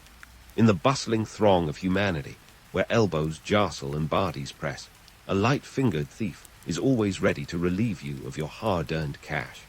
It's a reminder that while the market may be a place of opportunity, it's also a playground for the opportunistic. Let's talk trade practices, because the goods flowing through this market are as diverse as the empire itself. The Grand Canal, that ancient superhighway of commerce, has ensured a steady stream of products from the fertile fields of the south to the bustling cities of the north. Rice isn't just a staple. It's a currency of its own, traded in bulk and stored in grand granaries as a hedge against famine. Silk, on the other hand, is the superstar of the market, a fabric so luxurious it could make even the most drab day feel like a royal affair. By the 18th century, silk production had reached dizzying heights, with China exporting vast quantities to a Europe hungry for exotic goods. It's a fabric that tells a tale of global intrigue, a commodity so coveted it sparked the legendary Silk Road, a trade route that was less about camels and caravans and more about cultural exchange and economic power. Let's not forget the role of government in all this. The state isn't just a silent observer, it's an active participant in the market, regulating trade and collecting taxes with the efficiency of a bureaucratic behemoth. Salt is a particularly salty subject, monopolized by the government and taxed to the hilt. It's a strategic move, ensuring a steady stream of revenue while controlling a vital resource. After all, salt isn't just for seasoning, it's for preserving, a commodity as essential as it is lucrative. As you wander through the market, you're struck by the sheer diversity of people and products. It's a melting pot of cultures and a testament to the empire's reach. From Persian traders peddling carpets to Arab merchants selling spices, the market is a living, breathing testament to globalization, centuries before the term was coined. But beneath the vibrant facade lies a harsher reality. The market is a place of opportunity, yes, but it's also a place of inequality. While some merchants amass fortunes, others struggle to make ends meet, caught in a cycle of debt and dependency. It's a world where fortunes can be made and lost in the blink of an eye, where every transaction is a gamble and every coin is hard-earned. As you navigate this world of commerce and chaos, you're reminded that the market is more than just a place to buy and sell. It's a reflection of the society it serves, a mirror of its values and its vices. It's a place where the myths of wealth and prosperity collide with the realities of poverty and struggle, a microcosm of Imperial China itself. So as you leave the market, your pocket's a little lighter and your mind a little richer. You can't help but wonder at the sheer complexity of it all. It's a world where every transaction tells a story, where every coin has a history, and where every day is an adventure in its own right. And as you step back into the bustling streets, you're reminded that your journey through Imperial China is far from over. The market may be behind you, but the empire stretches out before you, a vast landscape of history and intrigue waiting to be explored. As you step back into the bustling streets of Imperial China, Your mind buzzes with the vibrant chaos of the market. But before you can even tuck away your coins and contemplate your next adventure in this historical whirlwind, you're swept into the intricate web of neighborhood politics, the real-life drama that would put any modern soap opera to shame. Welcome to the world of the local gentry, where power is as much about subtlety as it is about stature. These are the folks who make the rules you have to live by, and trust me, they know how to wield influence like a conductor with a particularly finicky orchestra. You see, governance here isn't just a top-down affair, with decrees raining down from the emperor like confetti. No, it's a grassroots spectacle, where Scala officials play chess with the empire's fate. Now, let's talk about these Scala officials, the mandarins of the Ming and Qing dynasties who were the bureaucratic backbone of Imperial China. Forget the notion of the Scala as a dusty academic hidden away in a library. These guys are the real movers and shakers, the ones who passed that infamous civil service exam we talked about earlier. They are the creme de la creme of the intellectual elite, and they've got more clout than a social media influencer with a viral video. With a single brushstroke, these mandarins can turn your world upside down. They decide everything from tax rates to grain distribution, and their power is as intoxicating as it is intimidating. But here's the kicker. For all their book smarts, they're not above a little backroom maneuvering. Think of them as the political puppeteers, pulling strings with a finesse that would make Machiavelli proud. And while these officials are busy playing their high-stakes games, you're left to navigate the social dances of the gentry, a tightrope walk of etiquette and influence. In a society where face is everything, maintaining your reputation is a full-time job. One wrong move, one poorly timed comment, and you could find yourself on the outs faster than you can say Confucian courtesy. But let's not romanticize these power plays too much. The reality is that local governance is often a messy affair. Petitions and protests aren't just a modern phenomenon. They're the voice of the people when things go south. And trust me, they do. Imagine a world where a grain shortage or a tax hike could spark a protest that would make any modern demonstration look like a picnic. In 1740, for instance, a tax protest in Guangdong got so heated it could have roasted a Peking duck. These protests are a reminder that while Imperial China may seem like a well-oiled machine, it's also a powder keg waiting for a spark. The petitions flooding the offices of the Scala officials are as diverse as the empire itself. Some heartfelt cries for justice, others petty grievances blown out of proportion. But each one is a testament to the fact that the people here aren't just passive subjects. They're active participants in their own governance. Now, while you're busy navigating this political labyrinth, let's debunk the romanticized notion of the noble warrior, a favorite fantasy that's aged about as well as yesterday's millet porridge. Forget the chivalrous knight in shining armor. The reality of military life in Imperial China is far grittier. For many, conscription is less a call to glory and more a sentence to hardship. In an empire that spans millions of square miles, maintaining order is no small feat. The military is a necessary beast, but it's not the glamorous career you might hope for. Many soldiers are conscripts, plucked from their villages like unwilling contestants in a grim lottery. The pay is meager, the conditions harsh, and the threat of battle a constant specter. In fact, it's estimated that a conscript's life expectancy could be brutally short, more due to disease and malnutrition than enemy arrows. But here's where the myth finds its allure. Amidst the harsh realities, tales of heroism and honor continue to circulate, offering a glimmer of hope in a world fraught with danger. The stories of legendary generals and courageous deeds are as compelling as they are misleading, painting a picture of martial valor that conveniently glosses over the mud and blood of real warfare. As you navigate the afternoon shadows stretching across the city, the complexity of Imperial China becomes increasingly clear.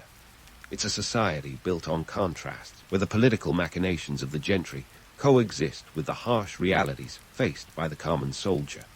It's a place where the power of the pen and the sword intertwine in an intricate dance, each shaping the fate of the empire in ways both profound and subtle. So, as you find yourself caught in the ebb and flow of this historical tapestry, remember that the stories woven into the fabric of Imperial China are as complex as they come. They're tales of power and politics, of ordinary people and extraordinary circumstances. And as the sun dips lower, casting long shadows over the bustling streets, you can't help but wonder what other secrets this ancient world holds, waiting just around the corner to be uncovered. As the sun begins its lazy descent, casting an amber glow over the bustling streets of Imperial China, you find yourself drawn to the quieter corners of this ancient world. It's time to unwind, and what better way than by diving into the cultural pastimes that have shaped civilizations. Let's talk about the artistic wonders of poetry, painting, and a round of Waiki, because why not play a game that's a metaphor for life itself? First up, poetry. In Imperial China, poetry isn't just a string of pretty words. It's the social media of the elite, a carefully curated expression of thought and emotion. During the Tang dynasty, around the 8th century, poets like Lai Bai and Du Fu were the rock stars of their time, their verses capturing the essence of human experience with a grace that would make any modern influencer weep. Lai Bai, for instance, was known for his romantic and often drunken musings, a sort of ancient literary party animal whose works have been memorized by generations. Imagine crafting lines so timeless they're still whispered over tea 1,000 years later. But let's not get too starry-eyed. The reality is that poetry was also a tool of political critique and survival. In a society where speaking out against authority could earn you a one-way ticket to exile, poets had to master the art of subtlety. Their verses often danced around controversial topics, using metaphor and allegory to critique the status quo without ending up on the wrong side of the emperor's favor. It was a tightrope walk of creativity and caution, a literary chess game where the stakes were as high as they come. Next, let's brush up on painting, literally. By the Song dynasty, painting had evolved into a sophisticated art form, capturing the sweeping landscapes and intricate details of daily life. Hang those Monet prints back on the wall, because Chinese landscape painting was about capturing the spirit of nature, not just its appearance. Artists like Fan Quan and Guo Zai weren't just painting trees and mountains. They were philosophizing through brushstrokes, exploring the relationship between humanity and the vast, untamed world. It's like Bob Ross, but with a philosophical twist and a bit more existential angst. And while it's easy to romanticize these serene landscapes, let's remember that art was also a means of social commentary. In a world where the written word was tightly controlled, images could speak volumes. Paintings often reflected the social and political tensions of the time, offering a window into the soul of a nation grappling with change. It's a reminder that art, like history, is never just about what's on the surface. It's about the stories and struggles that lie beneath. Now, if you're feeling mentally nimble, why not try your hand at Waiki? Known in the West as Go, this board game is the intellectual equivalent of a marathon, requiring strategy, patience, and the ability to see 10 moves ahead. Imagine chess, but with a cosmic twist, since the objective is to control territory rather than capture a king. Waiki has been a cultural staple since at least the 4th century BCE, with emperors and scholars alike indulging in its intricate dance of black and white stones. It's a game of balance, a reflection of the yin and yang of life itself, where each move shapes the destiny of the board, and perhaps the player. But let's not sugarcoat it. This isn't just fun and games. In Imperial China, proficiency in Waiki was a mark of intelligence and social standing. It was a skill to be mastered, a testament to one's strategic acumen and ability to navigate the complexities of life, qualities highly prized in a society as hierarchical and competitive as this one. It's a reminder that even leisure activities were imbued with the weight of societal expectations, turning downtime into an opportunity to showcase one's refinement and intellect. As you ponder these cultural pastimes, it becomes clear that art in Imperial China wasn't just about aesthetic pleasure. It was a mirror reflecting the complexities of society. The Tang and Song dynasties, in particular, saw art as a way to explore identity, challenge norms, and capture the ever-shifting landscape of human emotion. It's a testament to the timeless power of creativity, a reminder that art is both a product of its time and a force that shapes it. But before you get too comfortable, let's confront the elephant in the room: social mobility, or the lack thereof. While the idea of rising through the ranks on merit alone sounds like a dream, the reality is more like a nightmare wrapped in a bureaucratic bow. Yes, the civil service exams offered a glimmer of hope for upward mobility, but they were also a formidable barrier, accessible only to those with the means to study and the luck to succeed. The myth of meritocracy is alluring, yet the harsh truth is that birthright often determined your lot in life, with the ladder of opportunity missing more than a few rungs. For every scholar who passed the exams, countless others languished in obscurity, their dreams dashed against the rocks of rigid social structures. The promise of mobility was tantalizing, yet for many, it remained a mirage on the horizon, a reminder of the gulf between aspiration and reality. As your day in Imperial China draws to a close, you're left with a sense of awe and exhaustion. It's a world of breathtaking beauty and intricate complexity, a place where art and politics, leisure and labor, all intertwine in a dance as old as time. Yet, despite its allure, the reality is that living in such a world would test the limits of even the most adventurous spirit. The rigid social hierarchy, the constant pressure to conform, the ever-present specter of uncertainty. It's enough to make anyone yearn for the relative simplicity of the 21st century. So as the moon rises over the rooftops, casting a silvery glow on the ancient streets, you can't help but reflect on the legacy of this fascinating civilization. It's a world that has left an indelible mark on history, its cultural achievements echoing through the ages. Yet, for all its wonders, you'd be forgiven for sprinting back to the comforts of the modern age, where freedom and flexibility are more than just dreams. And with that, you tuck this experience away, a vivid memory of a day spent in a world both foreign and familiar, a journey through time that has left you richer in knowledge and grateful for the present. You stand among thousands of your fellow legionaries, each one a cog in the massive machine that is the Roman army. You're part of the backbone of the most formidable military force the ancient world has ever seen, and all you have to do is march. Oh, and carry a small fortune in iron, leather, and sweat on your back across the empire. No big deal, right? Today, you're destined to cover about 20 Roman miles, which, if you're keeping track, roughly 18 of our modern miles. That's your bread and butter, day in and day out. You're not just walking, you're hauling the equivalent of a small donkey on your back, roughly 45 kilograms or 100 pounds, give or take. Now, Hollywood might have you believe that you and your fellow soldiers are marching with the precision of a Swiss watch, all shiny armor and heroic resolve. But the reality? Yeah, not so much. The truth is, you're probably trudging along in a dusty, sweaty, and decidedly unglamorous fashion. The Roman army was indeed a disciplined force, but let's not pretend it was a constant parade of glory.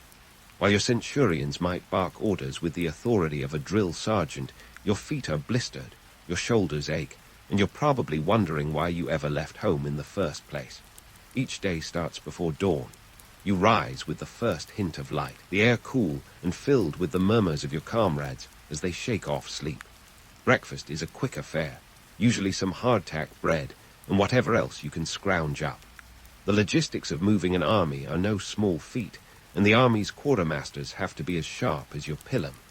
Every single day, they coordinate the movement of thousands of soldiers, animals, and wagons filled with supplies, ensuring you have just enough food and water to keep putting one foot in front of the other. Speaking of feet, let's talk about those sandals. Called caligi, they're basically leather boots with open toes, not exactly ideal for marching over rocky roads and muddy fields. But hey, they're durable, and that's what counts. Your feet might not thank you now, but the Roman Empire didn't stretch from the British Isles to the Middle East by coddling its soldiers. Every step you take is a step towards expanding Rome's borders, or at least holding them against the barbarian hordes who seem to have an inconvenient habit of not wanting to be conquered. The strategic reason behind these marathons, it's all about speed and surprise. The Roman military machine moves like a well-oiled chariot, able to cover vast distances quickly. This keeps enemies on their toes and allows your generals to react to threats before they even have time to become problems. The element of surprise is Rome's secret weapon, and your tired feet are the unsung heroes of this tactical advantage. Of course, there's also the small matter of survival. While you're out there, the enemy isn't just a distant threat, it's a very real one. Marching in formation is as much about defense as offense. A well-organized column can quickly transform into a battle-ready line at the first sign of trouble, a necessity when you're deep in hostile territory.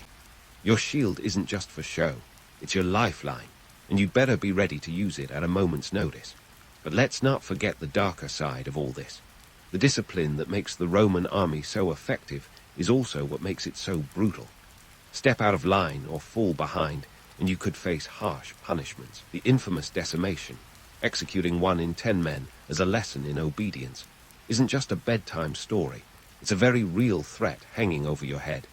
It's a reminder that, while Rome's strength may be legendary, it's built on a foundation of fear and coercion as much as honor and duty. Yet, despite the harsh realities, there's a certain pride in being part of something so much bigger than yourself. Every mile you march, every ache you endure, is a testament to your place in history. You're a part of the force that's shaping the world, and that's no small thing. Sure, you're not guaranteed a long life or even a comfortable one, but you are guaranteed a place in the annals of Roman history. And isn't that the kind of immortality every legionary secretly dreams of? So you keep marching, step by step, mile after mile, one day blending into the next. Each night, as you set up camp and collapse onto your makeshift bed, you can rest easy knowing that, in your own small way, you're part of the reason Rome isn't just a city, it's an empire.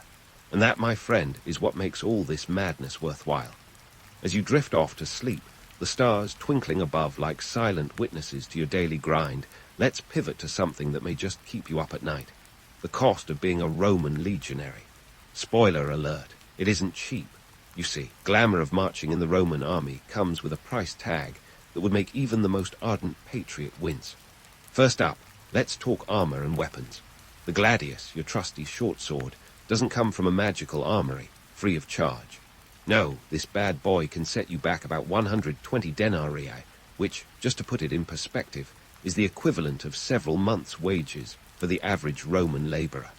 Add a few more denarii for your pilum, that deadly javelin designed to bend on impact and become a battlefield nuisance for your enemies. Now, onto the lorica segmentata, that iconic banded armor you're lugging around. It's not just for show, and certainly not a hand-me-down from your centurion's glory days. This piece of kit could cost you around 1,000 denarii. If you're keeping a tally, that's well over a year's salary for the average Roman citizen. And here's where the myth-busting hits hard. You don't just get handed this gear for free. Nope, you're expected to pay for it, either upfront or through deductions from your stipend. It's like student loans, but with more stabbing and fewer job prospects after graduation. Speaking of stipends, let's dive into the economics of your paycheck. As a legionary, you're entitled to a yearly salary of around 225 denarii. Sounds decent, until you factor in deductions for food, clothing, and of course, your aforementioned armor and weaponry. By the time you've settled your tab, you might feel more like a financial hostage than a conquering hero. It's no wonder some soldiers resorted to the less-than-legal enterprise of looting. When your monthly denarii barely cover your costs, the temptation to supplement your income with a little battlefield bonus can be overwhelming. But how do you keep yourself nourished on these relentless marches? Enter the Roman army's answer to meal prep, the ration. Each soldier was allotted a modius of wheat per month, roughly equivalent to 75 kilograms or just under 20 pounds. That's your bread and butter, literally. Add in a ration of meat, wine, and vinegar, and you've got the Legionaries' version of a balanced diet. The catch: you have to carry most of this with you, adding to your already burdensome load. And heaven help you if the supply lines falter. Then it's time to get creative with local resources, which might mean dining on whatever the local flora and fauna can provide. Now, let's not leave the Roman state out of this economic equation. Funding an army isn't just about individual soldiers footing the bill. The Roman Empire, at its peak, had hundreds of thousands of soldiers to equip, feed, and pay. The financial burden on the state was immense, necessitating a complex taxation system to keep the war machine well-oiled. Roman citizens, those not fortunate enough to be marching in sandals, contributed through taxes, which funded the empire's endless campaigns. You might think of Rome as a military juggernaut, but it was more like a colossal balancing act, with each denarius meticulously accounted for to ensure the legions could keep marching. So, what happens when the economic scales tip unfavorably? That's when compromises rear their ugly heads. The state might delay pay, reduce the quality of equipment, or, in dire times, resort to plundering its own citizens through increased taxes. It's a game of fiscal brinkmanship, where the stakes are not just the solvency of the empire, but the very loyalty of its soldiers. After all, a hungry army is a mutinous army. History has no shortage of tales where economic strain led to unrest in the ranks. And let's not overlook the social dynamics at play here. Being in the Roman army wasn't just a job. It was a path to citizenship, land, and a better life, for those who survived it anyway. The promise of land grants upon retirement was a powerful motivator, dangling future prosperity like a carrot in front of a donkey. Yet, the reality was often a stark contrast to the dream. Not everyone made it to retirement, and promises of land could be as elusive as the smoke from your comrades' campfires. In the end, being a Roman legionary meant grappling with a complex web of economic realities. You were part soldier, part taxpayer, and part investor in your own future. The costs were high, the risks higher, but for many, the potential rewards made it all worthwhile. As you close your eyes, weary from the march and burdened by the weight of your own financial commitments, you might wonder if it's all worth it. But there's no time for existential crises now. Dawn is just a few hours away, and with it, another day of marching. Your place in history awaits, and for now, that'll have to be payment enough. And so, as the first rays of dawn stretch across the camp, you stir from your slumber with the groggy realization that another day of marching awaits. But before you even lace up those caligae, let's delve into what keeps you and your comrades from turning this march into a mutiny, the social glue holding this whole operation together. First up, the centurions, the Roman army's version of middle management, but with more shouting and less coffee. These guys are the backbone of discipline within the legion. A centurion is no pencil pusher. He's a battle-hardened veteran, often rising through the ranks due to sheer grit and an uncanny ability to keep soldiers in line. Picture a centurion as a cross between your high school gym coach and a gladiator. He's not just there to yell at you. He's there to lead by example, sometimes literally standing in the front line during battle. The rank might come with a fancy helmet and a few extra denarii, but it also comes with the unenviable task keeping a couple hundred legionaries from strangling each other on a bad day. But here's the real kicker. The centurion's role is all about balance. He's got to maintain strict discipline while fostering a sense of camaraderie. After all, a legion isn't just a collection of individuals. It's a living, breathing entity. Unit cohesion is your lifeline, and maintaining it is an art form. The centurions do this by enforcing the rules, but also knowing when to turn a blind eye to the odd transgression. Think of it as the ancient Roman version of not noticing when someone sneaks an extra cookie from the jar. Sometimes, morale is worth more than strict adherence to every rule. Now, let's talk about camaraderie, the not-so-secret ingredient that makes these endless treks bearable. You're not just trudging alongside strangers. Over time, these guys become your brothers. You eat together, fight together, and yes, even suffer together. It's this shared hardship that forges bonds stronger than the iron of your gladius. And let's face it, when the going gets tough, you're going to need someone to have your back, whether that's in the heat of battle or just on a particularly grueling day of marching. In the microcosm of legion life, humor is more than just a coping mechanism. It's a lifeline. Picture this. After a long day of marching, you gather around a campfire, your feet sore and your spirits sagging. That's when the jokes start flying. It's the kind of gallows humor that would make your grandmother clutch her pearls, but here it's a balm. The legionaries might jest about the absurdity of their situation, the never-ending march, or even the quirks of their centurion. It's not just about laughter. It's about reminding each other that, despite everything, you're still human. And then there's storytelling, a tradition as old as time itself. As the night sets in and the stars pepper the sky, tales of past battles and legendary heroes fill the air. These stories serve dual purposes. They entertain and they educate. A legionary might recount the daring exploits of Scipio Africanus or the cunning strategies of Julius Caesar. It's a way of passing down knowledge, instilling pride, and reinforcing the idea that each soldier is part of something far greater than himself. But let's not romanticize it too much. For every epic tale of valor, there are likely 10 stories of blunders and mishaps, told with a wink and a nod. But beneath the camaraderie and humor lies a stark reality. The psychological toll of this life is heavy. Marching day in and day out, facing the constant threat of battle, and living with the knowledge that you might not return home. It's enough to wear down even the sturdiest of souls. You might not have words like PTSD in your vocabulary, but the symptoms are there, manifesting in sleepless nights and frayed nerves. Yet you soldier on, because in the end, that's what legionaries do. Here's a fun fact. The Roman army even had an early form of group therapy. After a battle, soldiers would gather to recount their experiences, airing grievances and exchanging tales. It was as much about healing as it was about bonding, a chance to process the horrors of war in a supportive setting. So while the word therapy might not be in your lexicon, the practice certainly is, showing that some things about human nature are timeless. And let's not forget the hierarchy within the ranks. It's a rigid structure, but one with its own strange sense of fairness. Every legionary knows his place, but there's a path upward for those with the ambition and ability to seize it. Promotions aren't handed out like free samples at the market. They're earned through blood, sweat, and a fair share of tears. It's this system of meritocracy that keeps hope alive.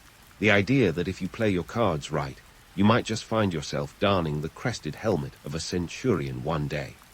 Of course, the flip side of this hierarchy is the ever-present spectre of punishment. Discipline is the thread that weaves the legion together, but it's also a double-edged sword. Step out of line, and you could find yourself on the wrong end of a centurion's wrath. Punishments range from extra duties to the infamous decimation, a brutal form of discipline reserved for the most severe breaches. It's a harsh reminder that while the rewards can be great, the costs of failure can be even greater. As the fire dies down, and you settle in for a few precious hours of sleep, you're acutely aware of the intricate web of relationships and hierarchies that define your life as a legionary. It's a world of contradictions, where camaraderie and competition, humor and hardship coexist in a delicate balance. Tomorrow, the march resumes, and with it, the endless cycle of toil and triumph that defines your existence. But for now, you rest, knowing that you're part of something extraordinary, a brotherhood forged in the fires of war, bound together by the shared burdens of the march. As you drift off into a fitful sleep, let's dive into the relentless march not just of feet, but of power, a Roman specialty. Those 20 Roman miles you trudge each day, they're not just about getting from point A to point B. Nope, they're also a masterclass in political theater, where every step echoes the ambitions of emperors and generals. You see, in the grand chessboard of ancient politics, marching wasn't just about military necessity. It was a flex, a colossal display of Rome's might and the emperor's iron grip on the empire. Imagine this. You're an emperor like Augustus, holding sway over territories that span 3 continents. Your legions, scattered from Britannia to the sands of Egypt, are your pawns. By keeping them on the move, you're sending a clear message. I am everywhere, and my reach is limitless. It's about as subtle as a gladiator swinging a trident. But hey, subtlety wasn't exactly Rome's strong suit. Now, let's debunk some myths because, let's face it, the Romans were the kings of spin long before social media influencers hit the scene. The image of a disciplined, unstoppable force, marching in perfect unison, that's partly propaganda. Sure, the legions were formidable, but the reality was messier. These relentless schedules weren't always about outsmarting the enemy. Sometimes they were about outsmarting the troops themselves. Keeping soldiers busy was a classic strategy to maintain control. Idle hands might not have been the devil's workshop, but they were definitely a breeding ground for mutiny. And here's the kicker. This ceaseless marching often had more to do with politics than battlefield brilliance. Take the infamous Roman general, Gaius Marius. When he reformed the army in the late 2nd century BCE, he didn't just change tactics, he changed the game. By opening the legions to the Capite Censi, those without property, he created a new class of professional soldiers who were loyal to their generals, not the Senate. Marching them across the empire wasn't just strategic, it was a way to build loyalty and ensure that these men were more attached to their commanding officers than to the political whims of Rome itself. Talk about a power move. Consider Emperor Hadrian, the globetrotter of the Roman world. His reign from 117 to 138 CE was less about expanding borders and more about shoring up what was already under Roman control. Hadrian understood that a visible presence was a deterrent in itself. So, he didn't just sit in Rome sending orders. He toured the empire, inspecting troops and fortifications. Every mile he traveled was another stitch in the tapestry of Roman dominance, ensuring that those pesky barbarians and ambitious generals knew exactly who was in charge. Now let's talk borders. You might think they're just lines on a map, but in the Roman world they were living entities, constantly in flux. Marching legions to the frontiers wasn't just about defense, it was a statement of ownership. By stationing troops along the borders, emperors like Hadrian and Augustus were saying, "This is Rome, and we dare you to challenge it." It's the ancient equivalent of parking a tank on your neighbor's lawn to remind them who's boss. Of course, there's a darker side to this constant movement. The legions, with their endless marching, were instruments of both protection and oppression. For the Romans, maintaining control over conquered territories often meant crushing any hint of rebellion with swift, decisive force. Those long marches, they ensured that troops could be deployed at a moment's notice to quell uprisings before they could gather momentum. It's a harsh truth, but the Pax Romana was as much about the threat of violence as it was about peace. And let's not forget the economic angle. Moving troops around wasn't just about flexing military muscle. It was also a way to stimulate the economy. As legions marched through the provinces, they consumed local resources, creating a ripple effect that boosted local economies, or drained them. The influx of soldiers meant a demand for food, supplies, and services, providing a boon to local merchants and farmers. But woe to the region already stretched thin. The presence of an army could also be a heavy burden, one that could lead to resentment and unrest. In the grand scheme of things, every march was a delicate balance of strategic necessity and political maneuvering. The legions were the hammer, but they were also the glue, holding the far-flung edges of the empire together. Each step they took was a reminder that Rome was a living, breathing entity, one that required constant vigilance and an iron will to maintain. So as you prepare to lace up those caligae once more, remember that your march isn't just a daily grind. It's a cog in the vast machinery of imperial power. You're not just a soldier. You're part of a political spectacle, a living testament to the reach and might of Rome. And while the romantic image of the indomitable legionary might shine brightly, the reality is a complex tapestry of ambition, strategy, and the ceaseless march of power. And speaking of the ceaseless march of power, let's dive into the legacy of these relentless legions, the ancient predecessors of modern military precision. The Romans didn't just march. They left footprints that echo through the ages. Let's start with the basics, the sheer endurance of the Roman legionary. If you think your daily step count is impressive, consider this. 20 Roman miles a day, lugging a small mountain of gear, all while maintaining enough discipline to make a drill sergeant weep tears of pride. This wasn't just physical endurance, it was mental fortitude. The kind that today's military still aspires to emulate, albeit with a bit more comfort and a lot fewer sandals. Now, let's fast forward to the modern era, where the military still leans heavily on the marching traditions honed by the Romans. Take, for instance, the concept of forced marches, which was practically a Roman invention. Modern armies may swap out caligae for combat boots and iron rations for MREs, but the principle is the same. Cover ground quickly, maintain readiness, and outmaneuver the enemy before they even know what's hit them. It's like a high-stakes game of chess, and the Romans, they were the grandmasters. But let's not pretend everything stayed the same. Modern military logistics, thankfully, have evolved beyond the Roman model of carry everything or go hungry. Today's soldiers have supply lines that would make a Roman quartermaster drool with envy. Trucks, helicopters, and ships now bear the burdens that once rested on the shoulders of legionaries. Yet, the essence remains, the ability to mobilize swiftly and decisively. And then there's the psychological aspect. The Romans understood that a cohesive unit was more than just a collection of individuals. It was a family forged in the fire of shared adversity. Modern armies have taken this to heart, fostering unit cohesion and camaraderie, albeit with fewer decimations and more team-building exercises. Sure, the stakes are different, but the heart of the matter remains unchanged. A soldier is only as strong as the brother or sister beside them. Let's talk strategy. The Romans were all about speed and surprise, a tactic immortalized in their rapid deployments across the empire. Modern military doctrine still values these principles, albeit with a bit more technological flair. Drones, satellites, and digital communication have replaced the need for legions to physically cover vast distances, yet the strategic goal is the same. Keep the enemy guessing and always stay 2 steps ahead. And here's a nugget of wisdom the Romans would surely appreciate: the importance of adaptability. Their legions were masters of it, able to pivot from marching to fighting at a moment's notice. Today's armed forces face ever-evolving threats, and the ability to adapt quickly is more crucial than ever. From cyber warfare to unconventional combat, the playbook may have expanded, but the core principle of flexibility remains rooted in Roman tradition.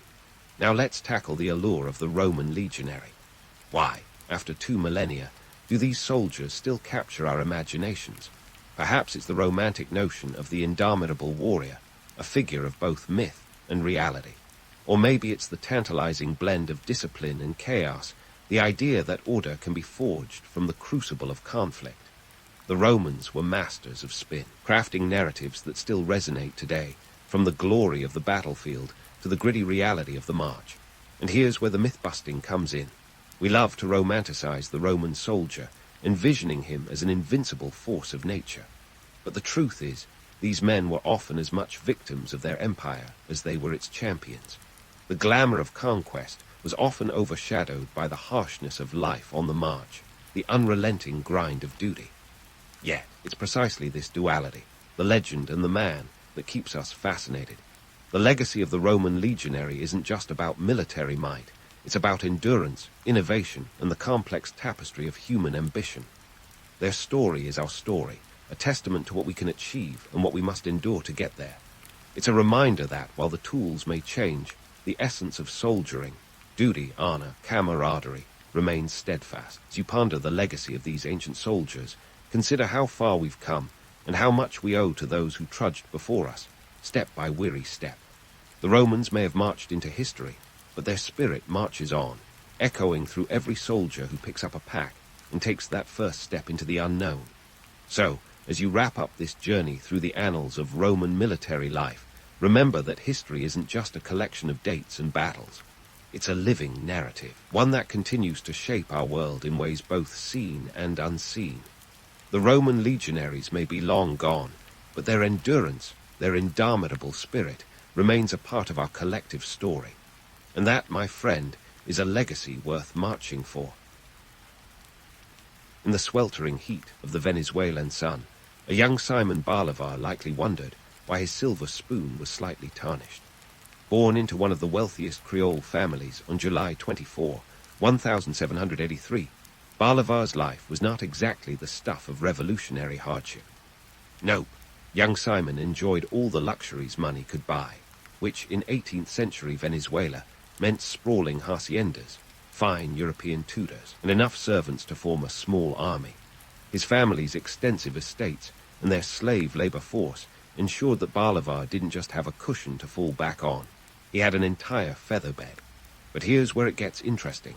Despite, or perhaps because of, all this privilege, Bolivar would grow up to challenge the very system that feathered his nest. It's kind of like if Jeff Bezos suddenly decided to lead a revolution against consumerism. So what on earth set him on this path? Let's start with his education. In 1799, at the tender age of 16, Bolivar was shipped off to Europe for schooling. The world was his oyster, and Europe was the pearl. Now, the Bolivars could have sent young Simon to a staid, traditional school to learn about, Latin and Greek. But no, they wanted him to soak in the revolutionary air of the Enlightenment, which was all the rage back then. A major influence was his tutor, Simón Rodríguez, a philosophical firebrand who believed in liberty and equality, radical ideas that were strictly not on the menu in colonial Venezuela. In Paris, Bolivar was captivated by the spirit of revolution. France was a hotbed of ideas. It was like the Twitter of the 18th century, but with more guillotines. Bolivar partied with the intellectual elite and was particularly smitten with the Napoleonic legend, even witnessing Napoleon's coronation in 1804. But while Napoleon was busy turning his empire into his personal chessboard, Bolivar was soaking up the revolutionary fervor like a sponge. He famously pledged on the sacred Mount Aventine that he would not rest until South America was free from Spanish rule. Lofty words for someone whose idea of hardship was a lukewarm bath. But Bolivar wasn't all talk. He had flair, charisma, and an audacious vision. His travels in Europe exposed him to a world where old regimes were crumbling and the New World Order was being scribbled on cocktail napkins. He realized that his homeland was a powder keg of discontent, just waiting for someone to strike a match. The Spanish Empire was stretched thinner than a hipster's mustache, and its colonies were ripe for rebellion. So why did Bolivar, the prodigal son of privilege, care about liberation at all? Was it genuine empathy, a lust for power, maybe a bit of both? He saw the political landscape in South America as one giant chess game, except the board was on fire, and the pieces were mostly made of stubborn oligarchs and disgruntled peasantry. Bolivar, ever the opportunist, was ready to play. His mentor, Rodriguez, had instilled in him the belief that a good leader should be both philosopher and warrior. Bolivar took this to heart, fashioning himself as a liberator on a white horse, ready to gallop into the pages of history. He was charismatic and visionary, yes, but also known for a touch of arrogance and impatience. I mean, patience was never really his strong suit. Just ask the Spanish authorities who found themselves on the receiving end of his military campaigns. So, we have a young, wealthy Venezuelan, educated in the salons of Europe, spurred on by radical ideas, and a penchant for luxury. It's a volatile mix, like nitroglycerin wrapped in silk. Bolivar's personal experiences and education set the stage for his transformation from a pampered aristocrat into a relentless liberator. And let's not forget the irony here. The very system that gave him his wealth and privilege would become the system he was determined to dismantle. As South America simmered in unrest, Bolivar saw his chance to rewrite the rules. He would lead a revolution not just with guns and soldiers, but with ideas. Of course, this meant navigating a political landscape as treacherous as it was unpredictable. The Spanish Empire was still a formidable foe, even if it was somewhat distracted by its own internal chaos. Meanwhile, the local elites were cautious, not entirely sure if this whole independence thing was worth the risk of losing their own privileges. Bolivar's early life, then, was a cocktail of contradictions: wealth and revolution, privilege and liberation. It's a testament to the curious alchemy of history that a young man with a taste for the finer things will be drawn into a life of battles and political intrigue. And as we're about to see, this was just the beginning of Bolivar's wild ride through history. If you think his upbringing was interesting, just wait until you see what he did with it.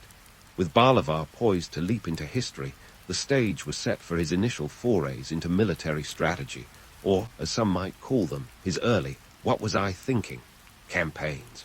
Enter the Magdalena Campaign, a name that sounds far grander than the reality it represented. Picture this. It's 1812, and our would-be liberator is setting out on his first major military venture. But instead of a smooth, triumphant march through Colombia, he finds himself in a landscape that seems to have taken its cues from Dante's Inferno. The Magdalena River, which Bolivar hoped would be his express lane through Colombia, turned out to be more like a congested highway during rush hour, complete with its own set of potholes. Except these potholes were in the form of tropical storms, disease-ridden swamps, and treacherous terrain. It's as if Mother Nature herself had a bone to pick with Bolivar. The river was swollen with rain, and the banks were lined with thick jungle that seemed to mark their every move. If ever there was a trial by water, this was it. And let's not forget the Spanish, who, despite their administrative chaos back home, weren't exactly rolling out the welcome mat for Bolivar. They were more like the grumpy neighbors who call the cops on your house party right when it's getting good. Bolivar's forces, already beleaguered by the elements, faced stiff resistance from well-entrenched Spanish troops determined not to let some upstart revolutionary mess with their colonial backyard. Now, Bolivar was no stranger to the concept of improvisation, but the Magdalena Campaign was a crash course in the harsh realities of guerrilla warfare. Supplies were scant, morale was shaky, and disease was as common as gossip in a small town. Bolivar quickly learned that his charismatic speeches and fervent ideals were no match for the unrelenting mud and mosquitoes. It was a humbling experience, and Bolivar had to adapt or face defeat. He realized that his European education had prepared him for many things, but slogging through a South American rainforest wasn't one of them. But here's the kicker. Despite these setbacks, Bolivar's resolve hardened. It's a testament to his tenacity that he managed to wrest some victories out of this quagmire. Against all odds, he captured a series of towns along the river, striking at the Spanish like a mosquito that just won't quit. Sure, these were small victories, but they were enough to keep the revolutionary spirit alive and kicking. Barely. Bolivar's experience on the Magdalena was like a master class in the unexpected. He learned that success was often less about grand strategy and more about sheer dogged perseverance. It was here that he developed his knack for turning adversity into opportunity. A lesser leader might have packed it up and gone home, but Bolivar was nothing if not audacious. He was like a gambler who, faced with a losing hand, just raises the stakes and bluffs with confidence.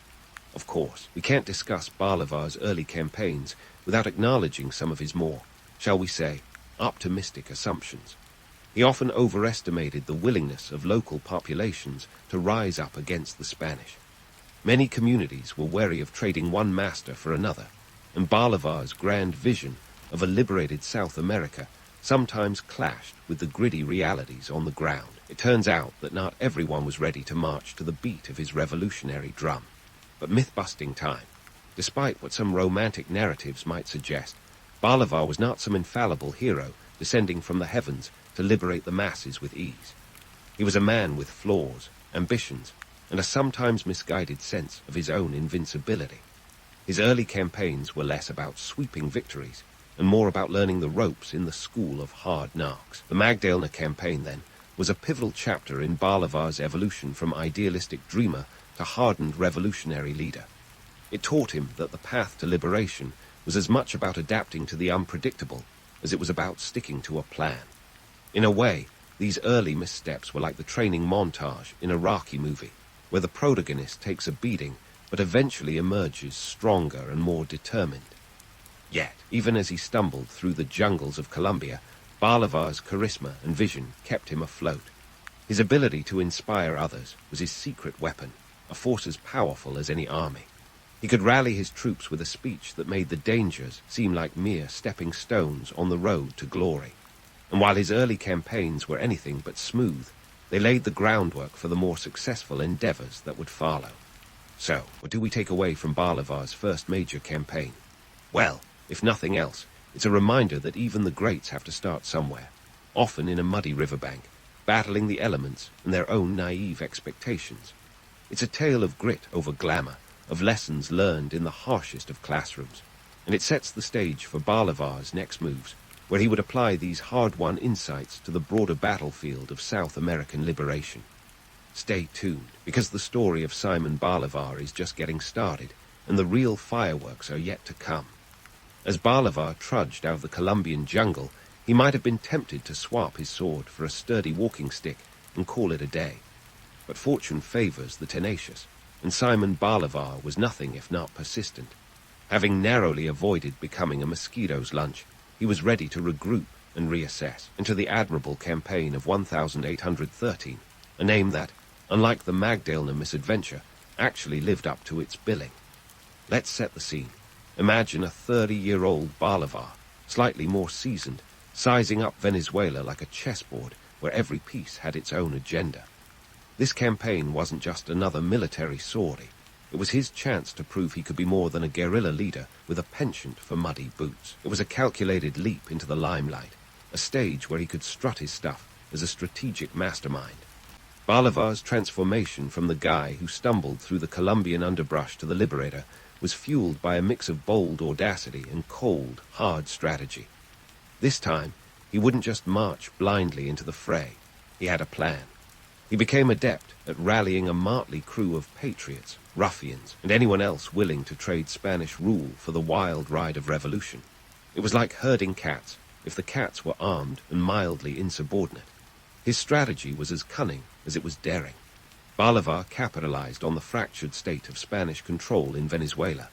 The Spanish Empire was reeling, distracted by Napoleon's antics in Europe and widespread discontent in its colonies.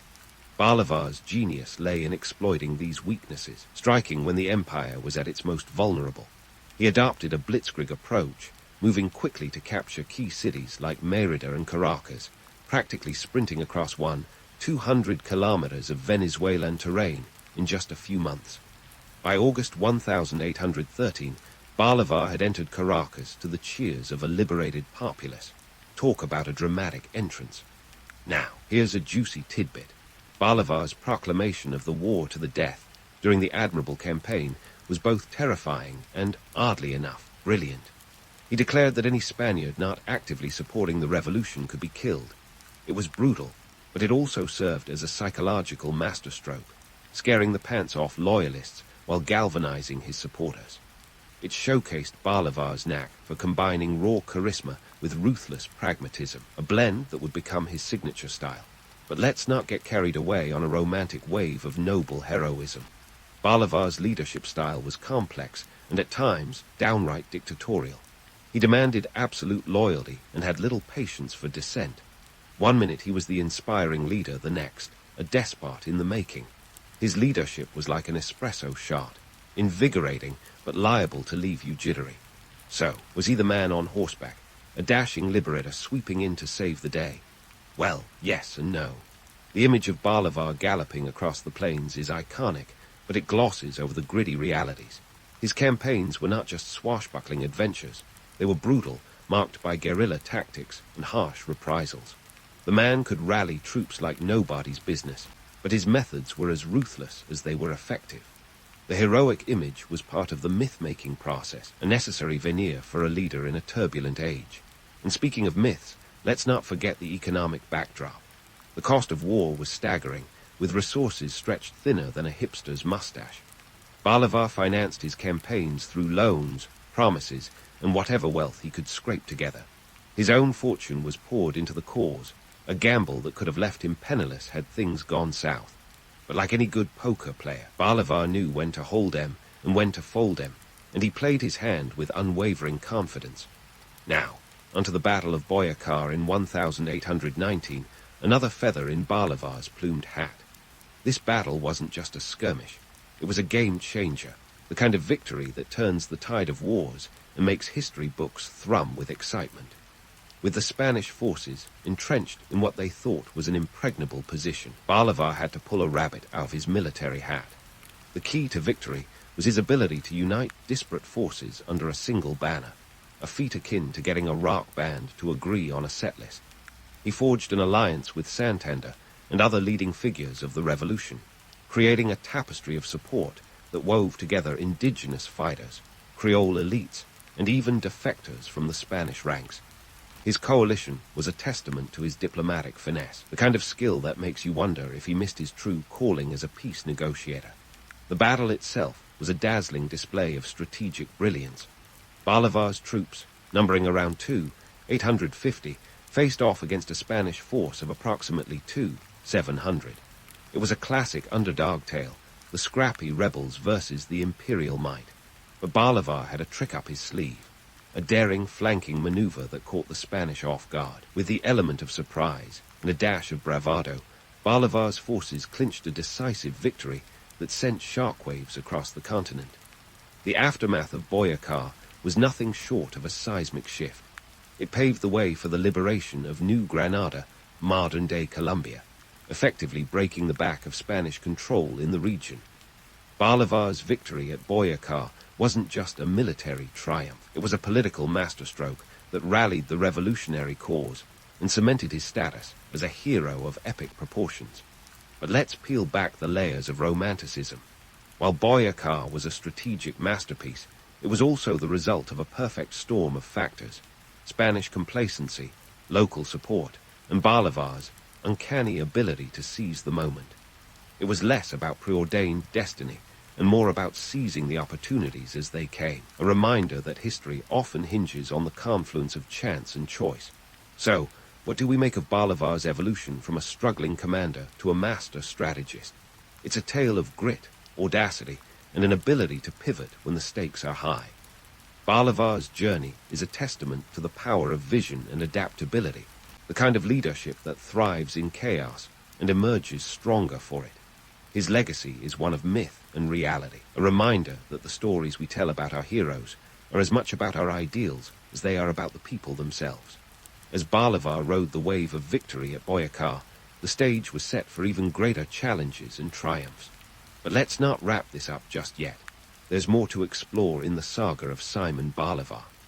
The path ahead would test his mettle in ways he could scarcely imagine. as he navigated the tumultuous waters of liberation and governance. Stay tuned, because the man who dared to dream of a free South America was far from finished with his revolutionary dance.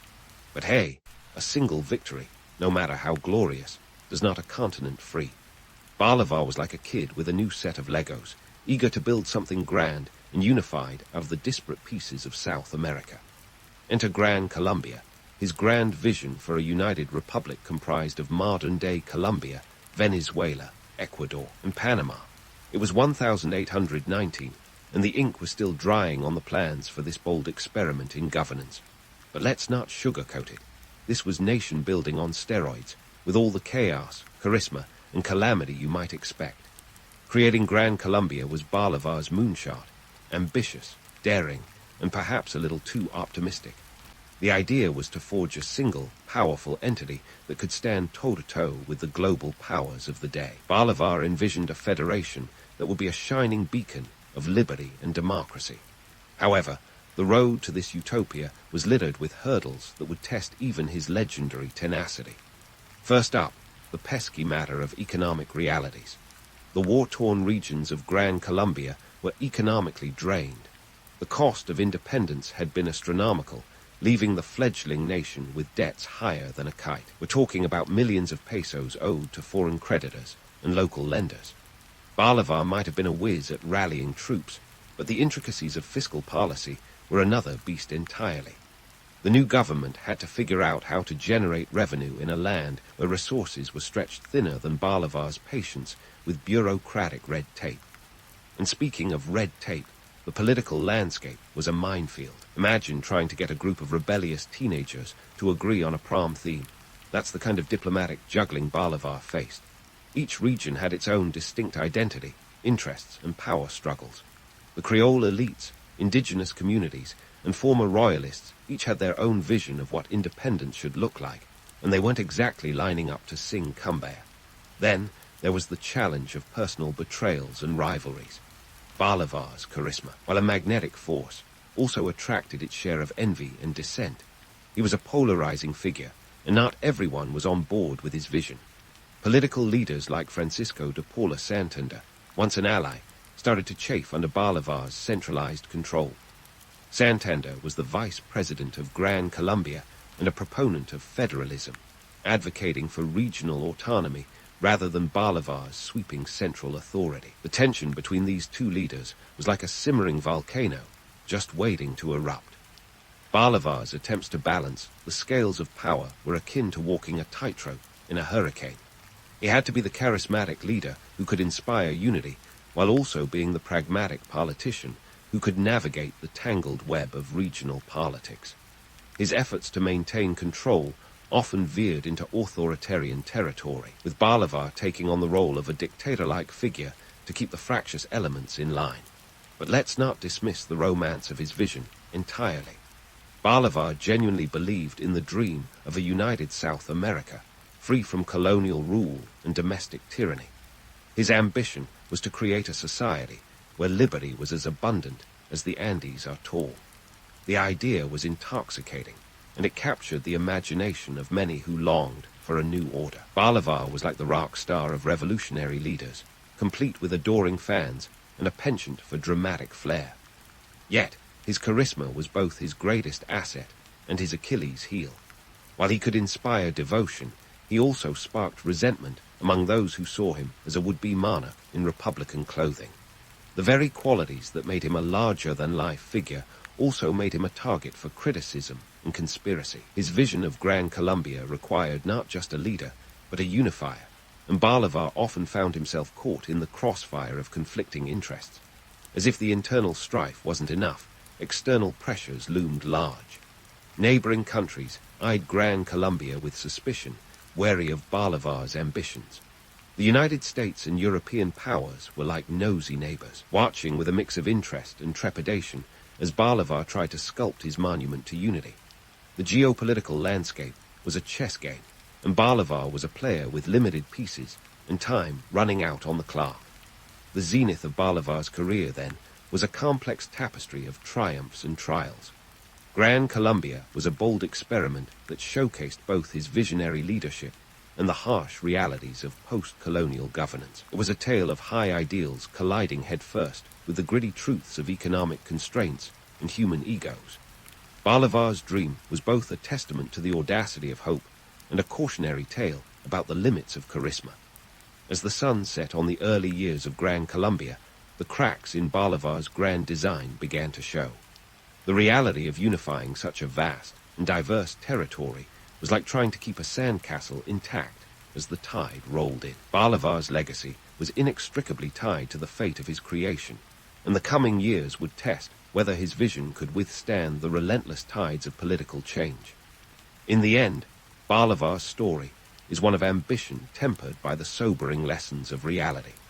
His efforts to unify South America were as much about the ideals of liberty and justice as they were about the personal and political struggles that define every chapter of history. As we pause here in the saga of Simon Bolivar, the man known as the Liberator, we see the stage set for the next act, a tumultuous period where the dreams of Gran Colombia would face their greatest challenges yet.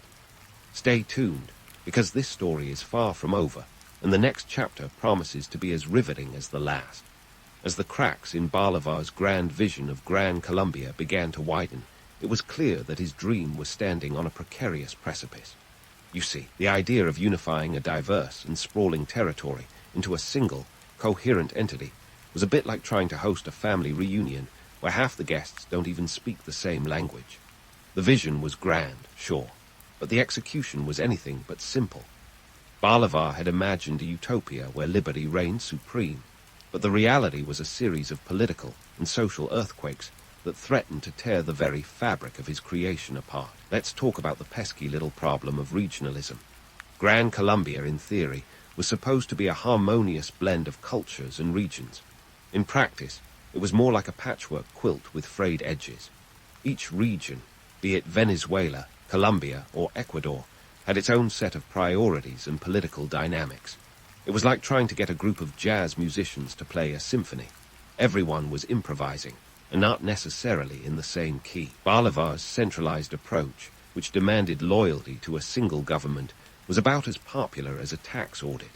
Local leaders were not exactly thrilled about ceding power to a distant authority, and this simmering discontent started to boil over.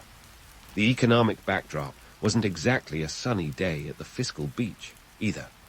The coffers of Gran Colombia were perilously close to empty, and maintaining an army to enforce unity was like trying to fill a bathtub with a teaspoon. The cost of independence had left the new nation with debts that could rival a modern-day student loan crisis. Bolivar, ever the optimist, tried to keep the economic ship afloat with grand plans and foreign loans, but the reality was a financial quagmire that even his legendary charisma couldn't smooth over. Then there was the issue of Bolivar's health, which was rapidly declining like a stock market crash. Years of grueling campaigns and the stress of leadership had taken their toll, leaving him with a laundry list of ailments, including tuberculosis. By the early 1830, Bolivar was a shadow of his former self, more ghost than legend. The man who had once ridden into battle with the vigor of a lion was now frail and sickly, his body betraying the ideals his mind still sought to achieve. It's a humbling reminder that even the greatest of men are not immune to the ravages of time and disease. And let's not forget the personal betrayals that littered Bolivar's final years like shards of broken glass. Francisco de Paula Santander, once a close ally, became a thorn in Bolivar's side, advocating for federalism and opposing Bolivar's centralist policies. The two had a falling out that was as dramatic as any soap opera, with political machinations and backstabbing aplenty. The unity Bolivar had fought so hard to create was being undone by the very people who had once stood by his side. By 1830, the dream of Gran Colombia was unraveling faster than a cheap sweater. Regional leaders were declaring independence, and Bolivar's authority was crumbling. It was like watching a house of cards collapse in slow motion. In a final, desperate attempt to hold his vision together, Bolivar convened a constitutional convention in Bogotá. But it was too little, too late. The delegates were more interested in carving up the remnants of his dream than in preserving it. Disillusioned and exhausted, Bolivar resigned the presidency in April 1830. He was a man without a country, an icon whose own creation had turned against him. With his health failing and his political influence all but gone, Bolivar prepared to leave South America entirely, seeking refuge in Europe, where he hoped to spend his final days. But fate had other plans. On December 17, 1830, at the age of 47, Simon Bolivar died in Santa Marta, Colombia, a man whose vision had outlived his body, but not the political reality of his time. In the aftermath of his death, Bolivar's legacy became the stuff of legends and controversies. Was he a liberator or a dictator? A visionary or a megalomaniac? The truth, as always, is a mix of both. Bolivar was a complex figure, a man who dared to dream of a united South America, yet whose methods were often as ruthless as they were effective.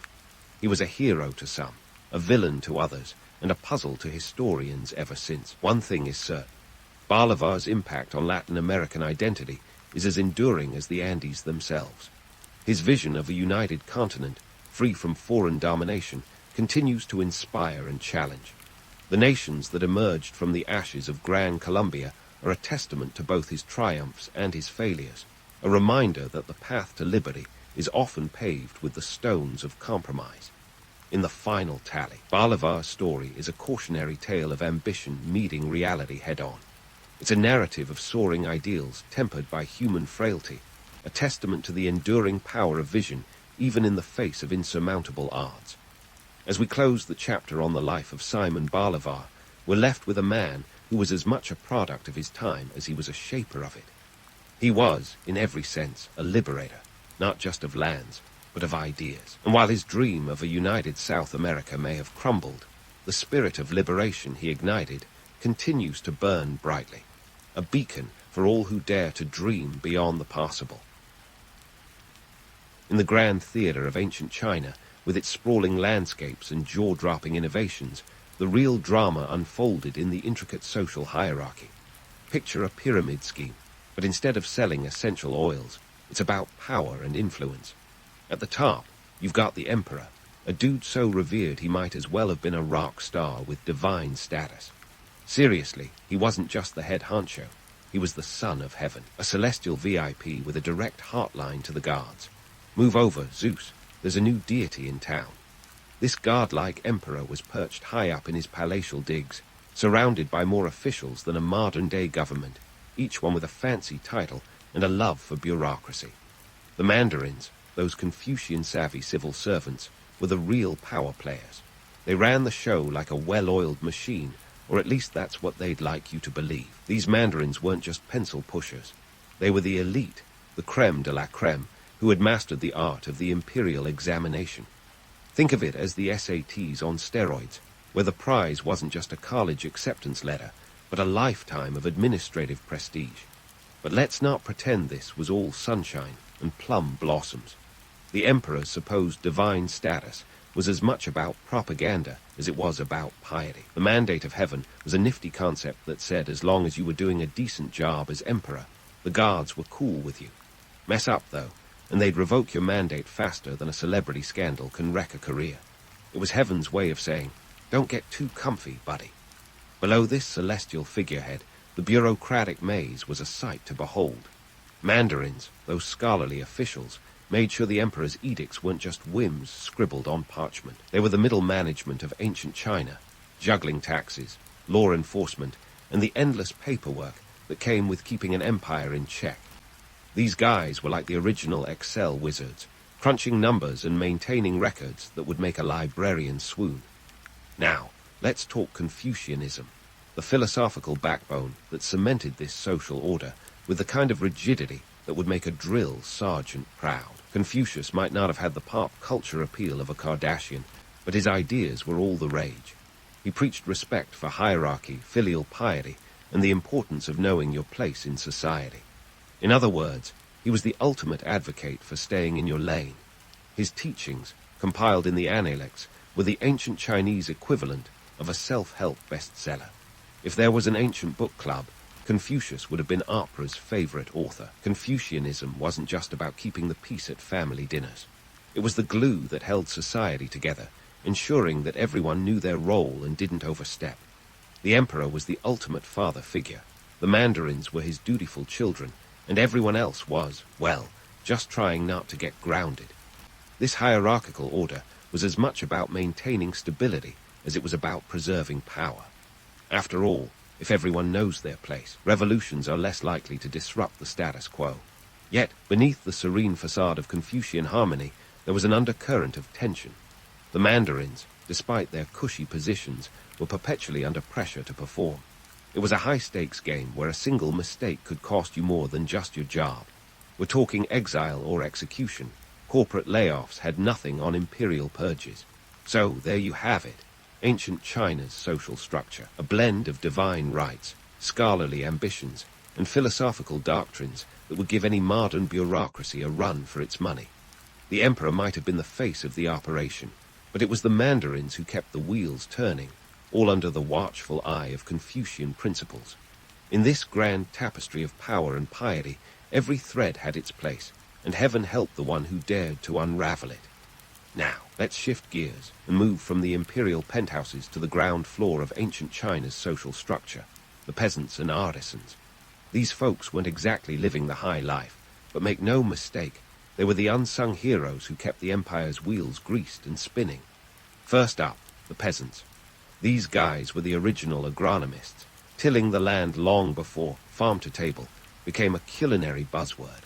They made up about 80% of the population, so if you're imagining a medieval Times Square, think fields of rice and millet instead of bustling streets.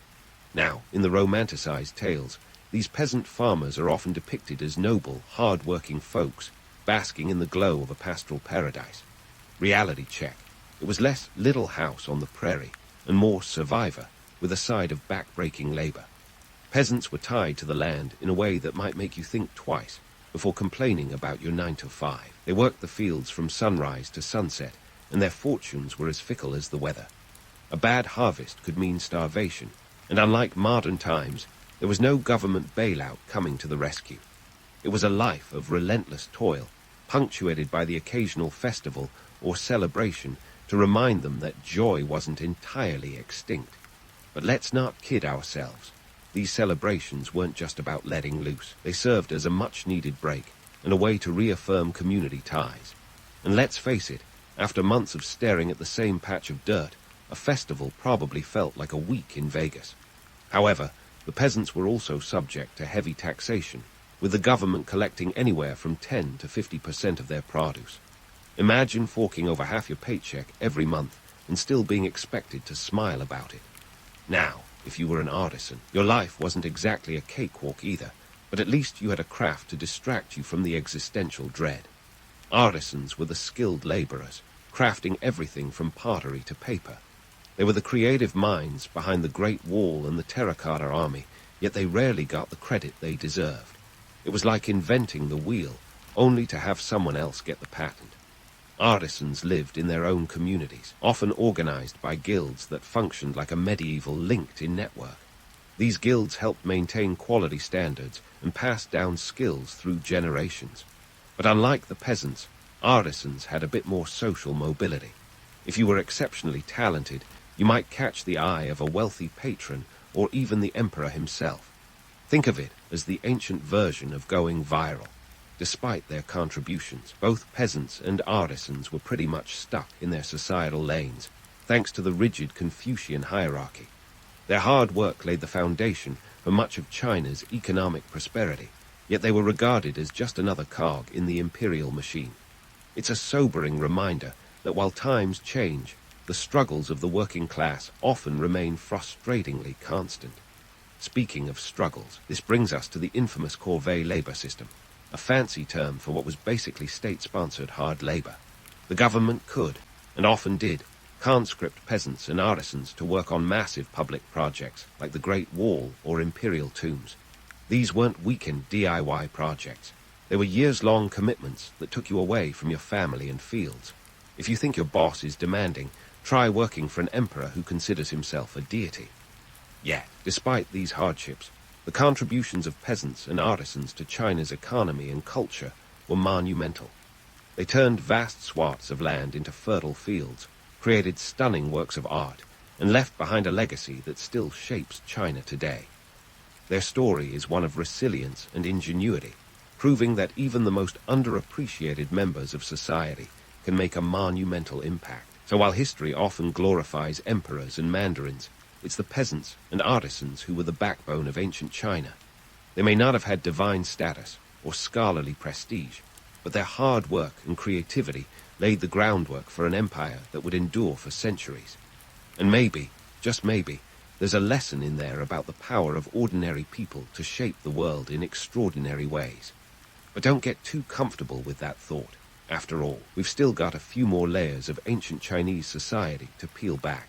And now, let's roll up our sleeves and dive into the world of the merchant class, the enigmatic middle tier of ancient China's social ladder.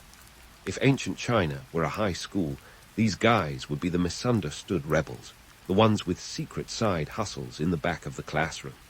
They were the economic lifeblood of the empire, yet they were about as respected as a reality TV star at a Mensa meeting.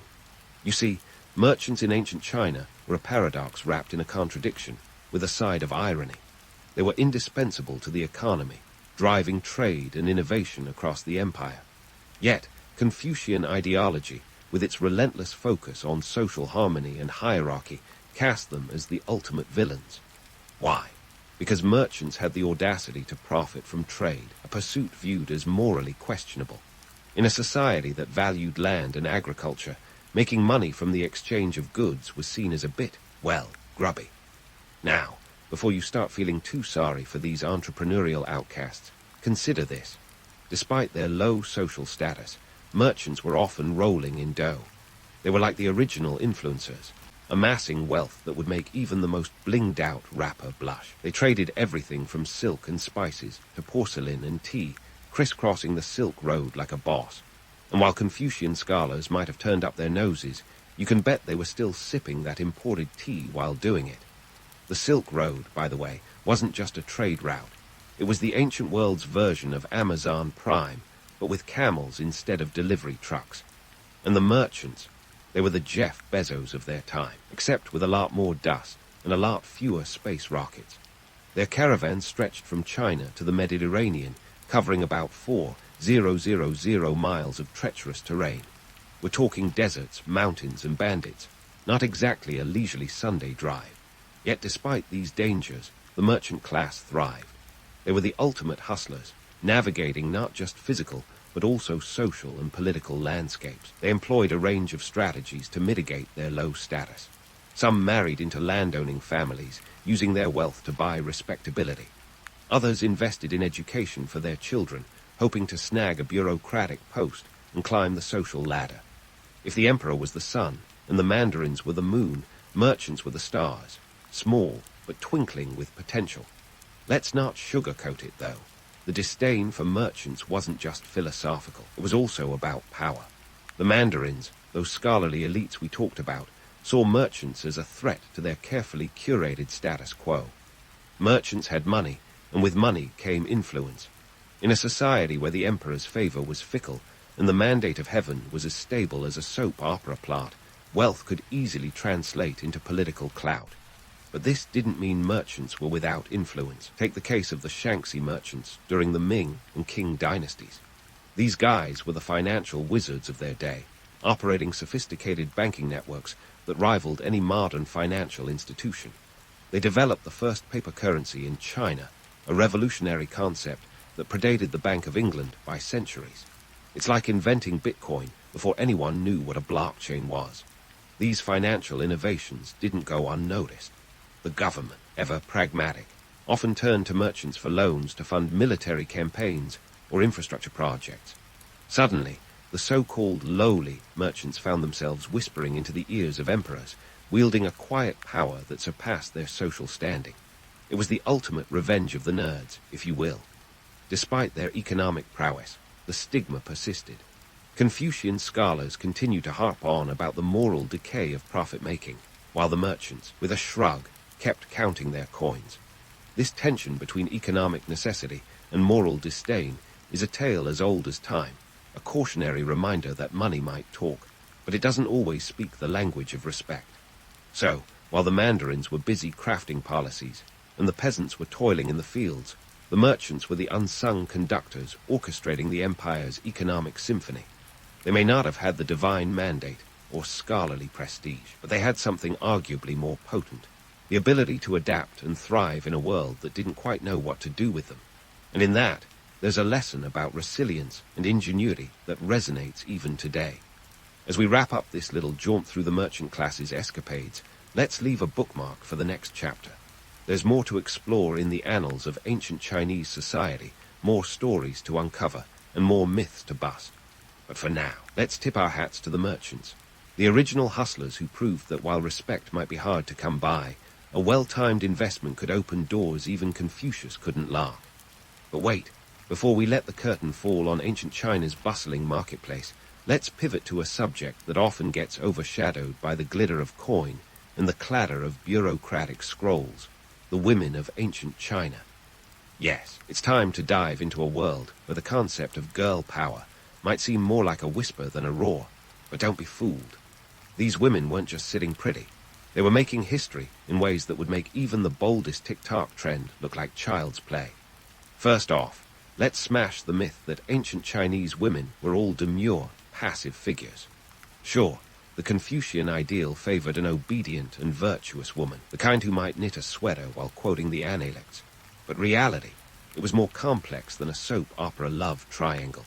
Women in ancient China had roles and responsibilities that were as diverse as the empire itself, despite the rigid social hierarchy trying to box them in. And some women were not just breaking the mold, they were shattering it. Take Empress Wu Zetian, the only woman to ever officially rule as Emperor of China. Born in 624 AD, Wu Zetian was a force of nature wrapped in silk.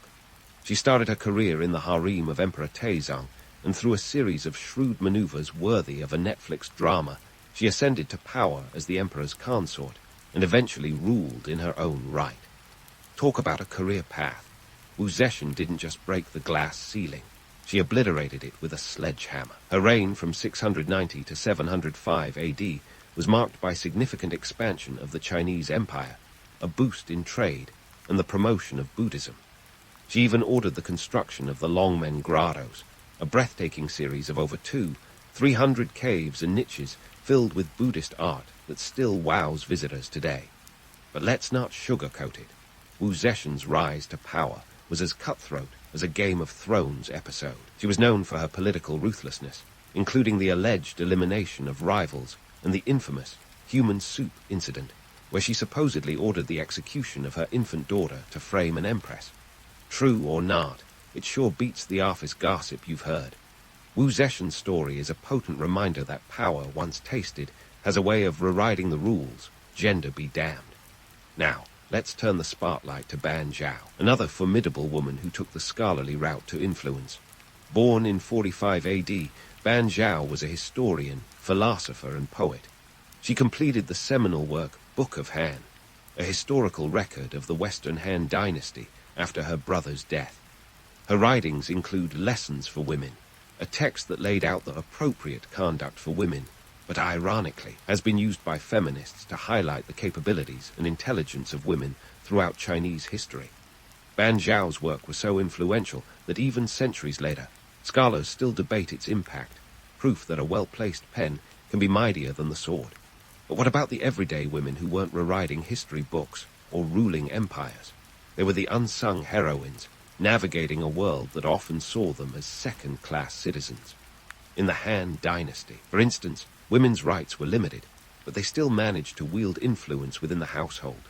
A woman could control family finances and was often the backbone of the family unit.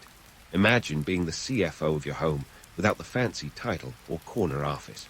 However, the law wasn't always on their side. Inheritance laws favored male heirs, and women had to rely on their sons for financial security. Divorce was rare and typically initiated by men, leaving women in precarious positions if their husbands decided to trade up for a younger model. Yet, within these constraints, women found ways to assert their agency.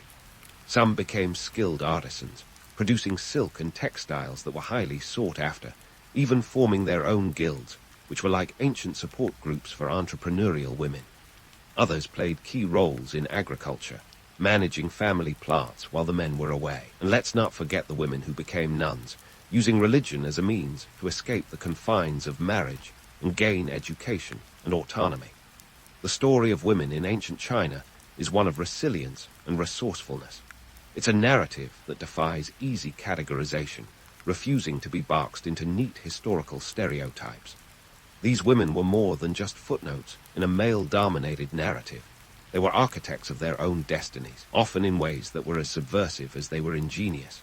And while they might not have had the social mobility of their male counterparts, their impact on Chinese culture and society was anything but passive.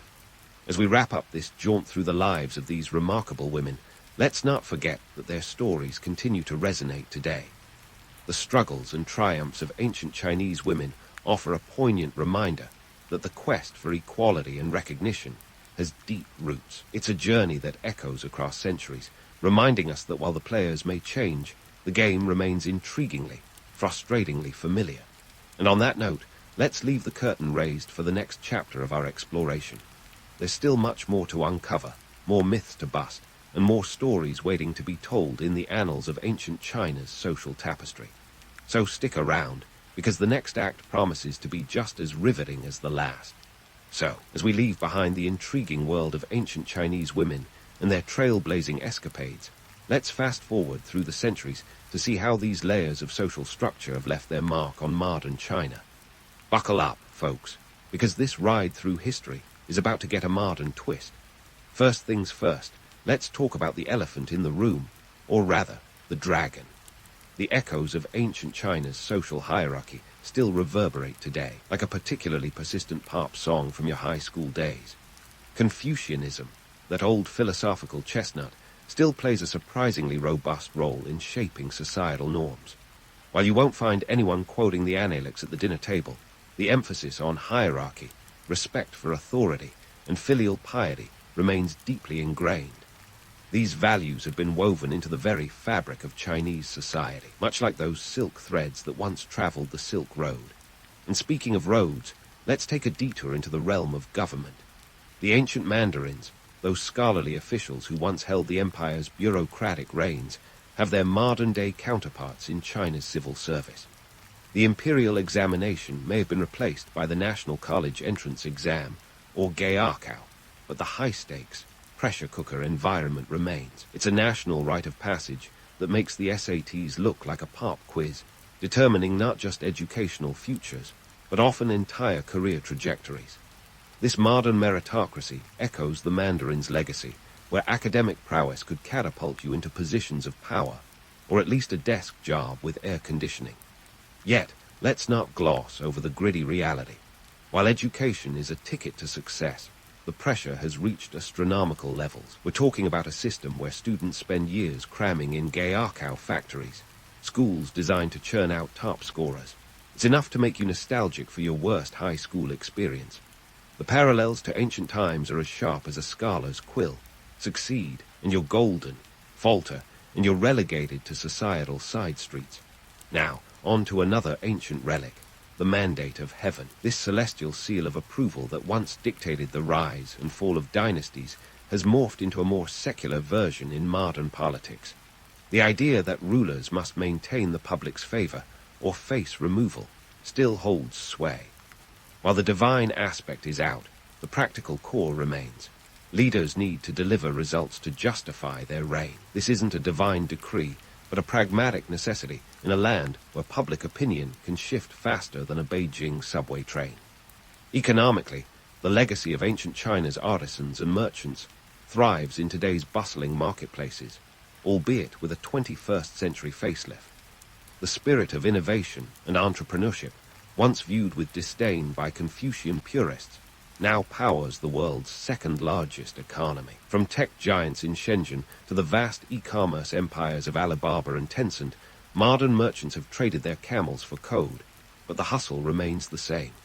These digital dynasties echo the savvy of ancient merchants, who knew how to navigate both trade routes and societal disdain with equal dexterity.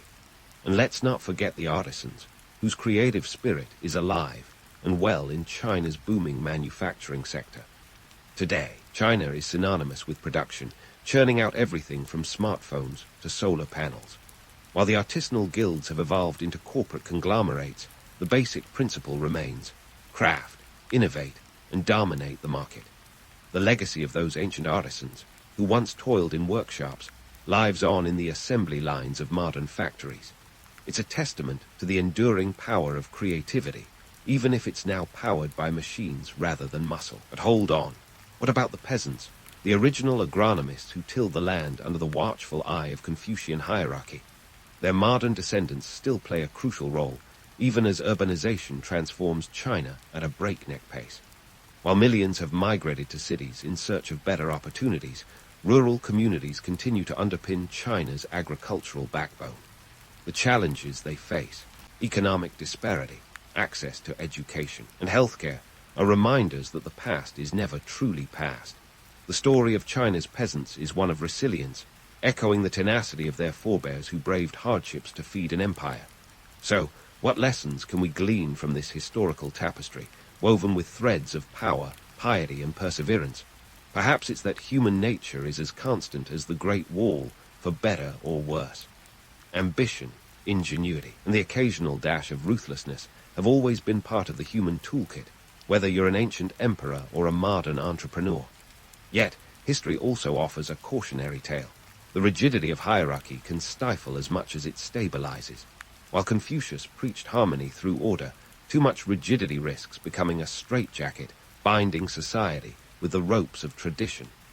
Modern China, with its rapid growth and social changes, walks a delicate line between heritage and innovation, stability and flexibility. In the end, the echoes of ancient China's social structure serve as both a mirror and a lens. They reflect the complexities of human society, where power dynamics and cultural norms shape destinies.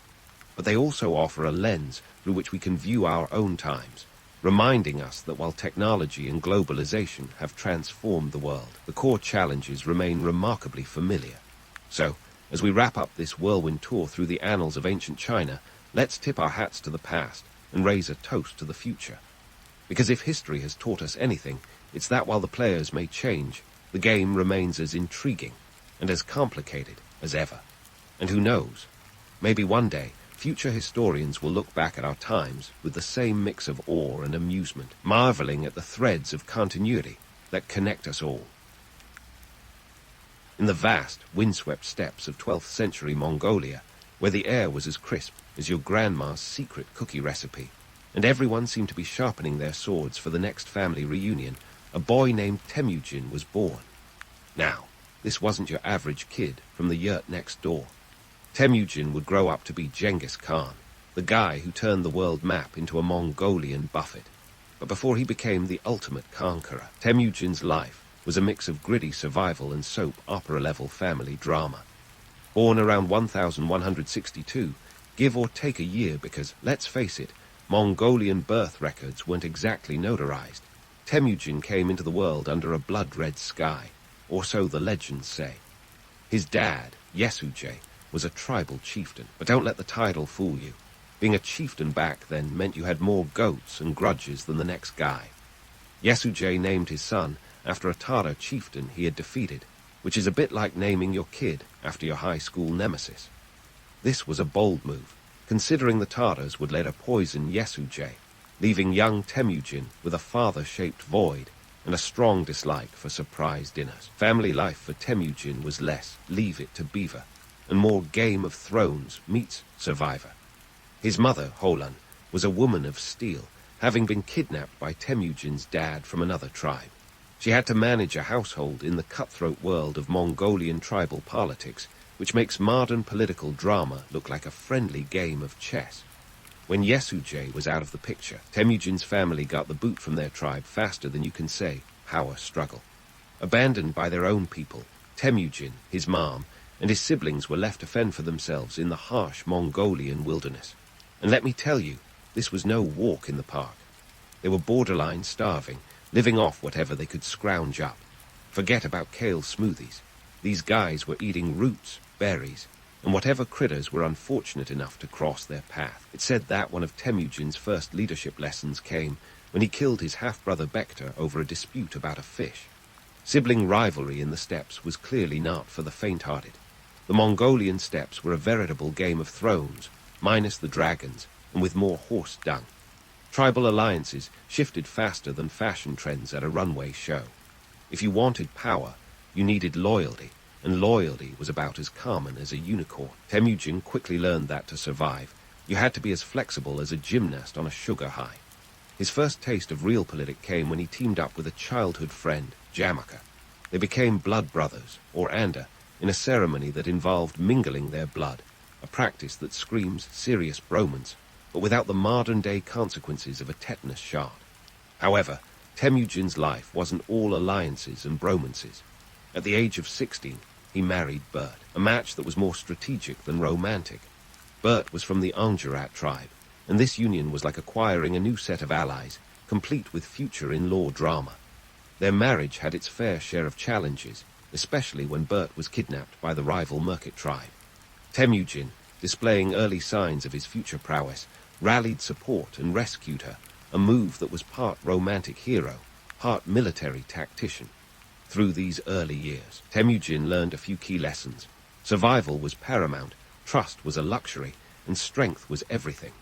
These lessons were underscored by the harsh reality of Mongolian life, where winter could kill you faster than any blade, and the next meal was never guaranteed. The society was fiercely meritocratic. Power and respect were earned through deeds, not birthright, a concept Temujin would exploit to his advantage as he rose to prominence. As he navigated this brutal landscape, Temujin's reputation began to grow. He was known for his charisma and his ability to attract followers. His growing band of supporters was a motley crew of outcasts, warriors, and anyone else who found themselves on the wrong side of a tribal dispute. He was the ultimate underdog, slowly building what would become one of the most formidable military machines in history. But for now, he was just a young man with big dreams and an even bigger chip on his shoulder. In this cauldron of ambition and adversity, the seeds of Genghis Khan were sown. Temujin was learning to harness the chaos around him, turning each setback into a stepping stone toward something greater.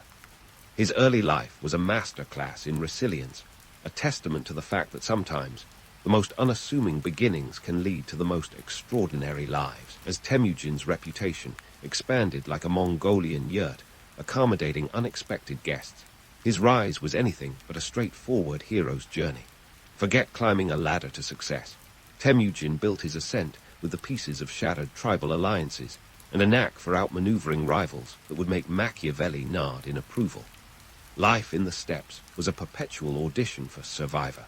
Mongolia, with its own brand of political alliances and betrayals. First up, let's talk strategy. Temujin wasn't just swinging swords and hoping for the best. His mind was sharper than the daggers his warriors carried. He understood that a unified front could achieve what fractured tribes could not. So, he set out to do what every ambitious leader does, gather a loyal crew. But this wasn't your average team-building exercise. Temujin's recruitment drive involved more blood oaths and fewer trust falls. Enter the alliances, which were about as reliable as a weather forecast for a Mongolian spring. Temujin's bonds with other tribes were often sealed with blood and celebrated with feasts, but these relationships were as stable as a Jenga tower in a tornado. His old pal Jamaka, once a blood brother, would become both an ally and an enemy, a relationship more tumultuous than a reality TV romance. Their alliance initially made sense. They were both ambitious, skilled, and had a mutual understanding of the chaotic tribal politics. However, as Temujin's influence grew, so did the rift between them.